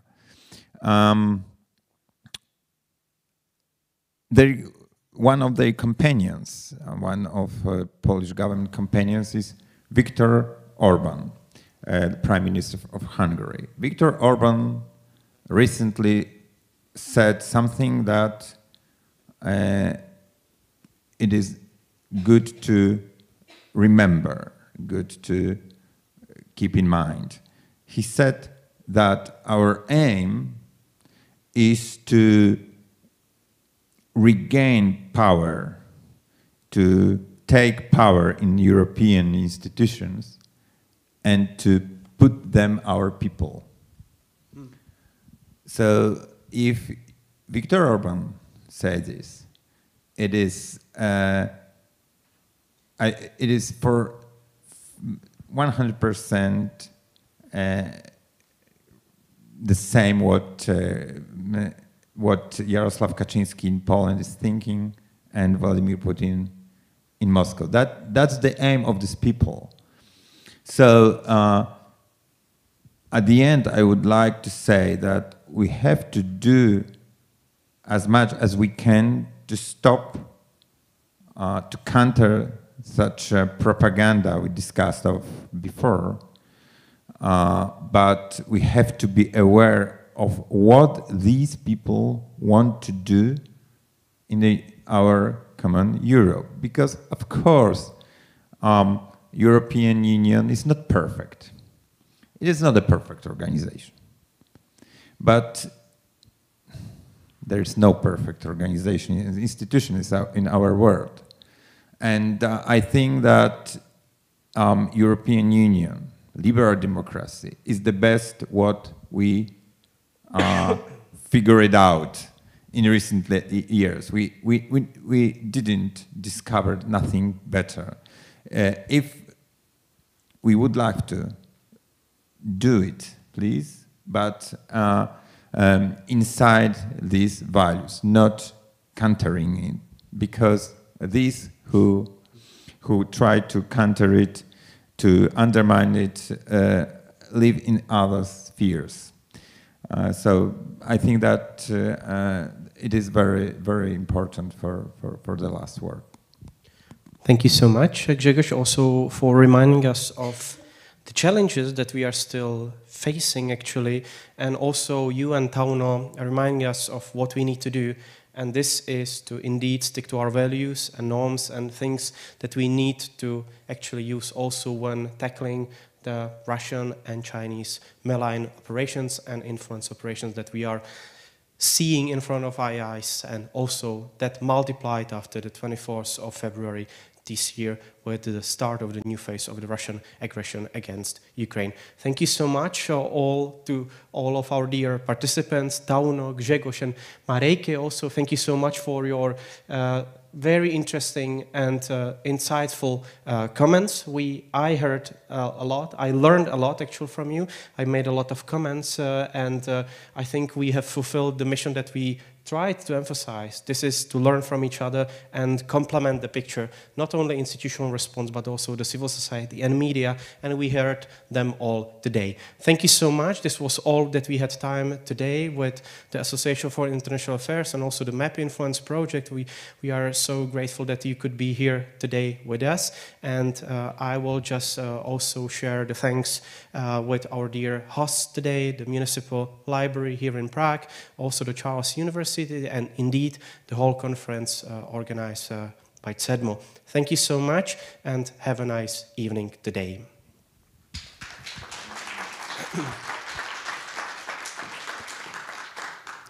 And maybe just a small technical remark. I was told that I should remind you that those of you who are not attending the conference tomorrow should also give back these beautiful lanyards. As I was told, these are cold, so please feel free to drop them at the entrance if you are not attending another day of the conference tomorrow. Thank you so much.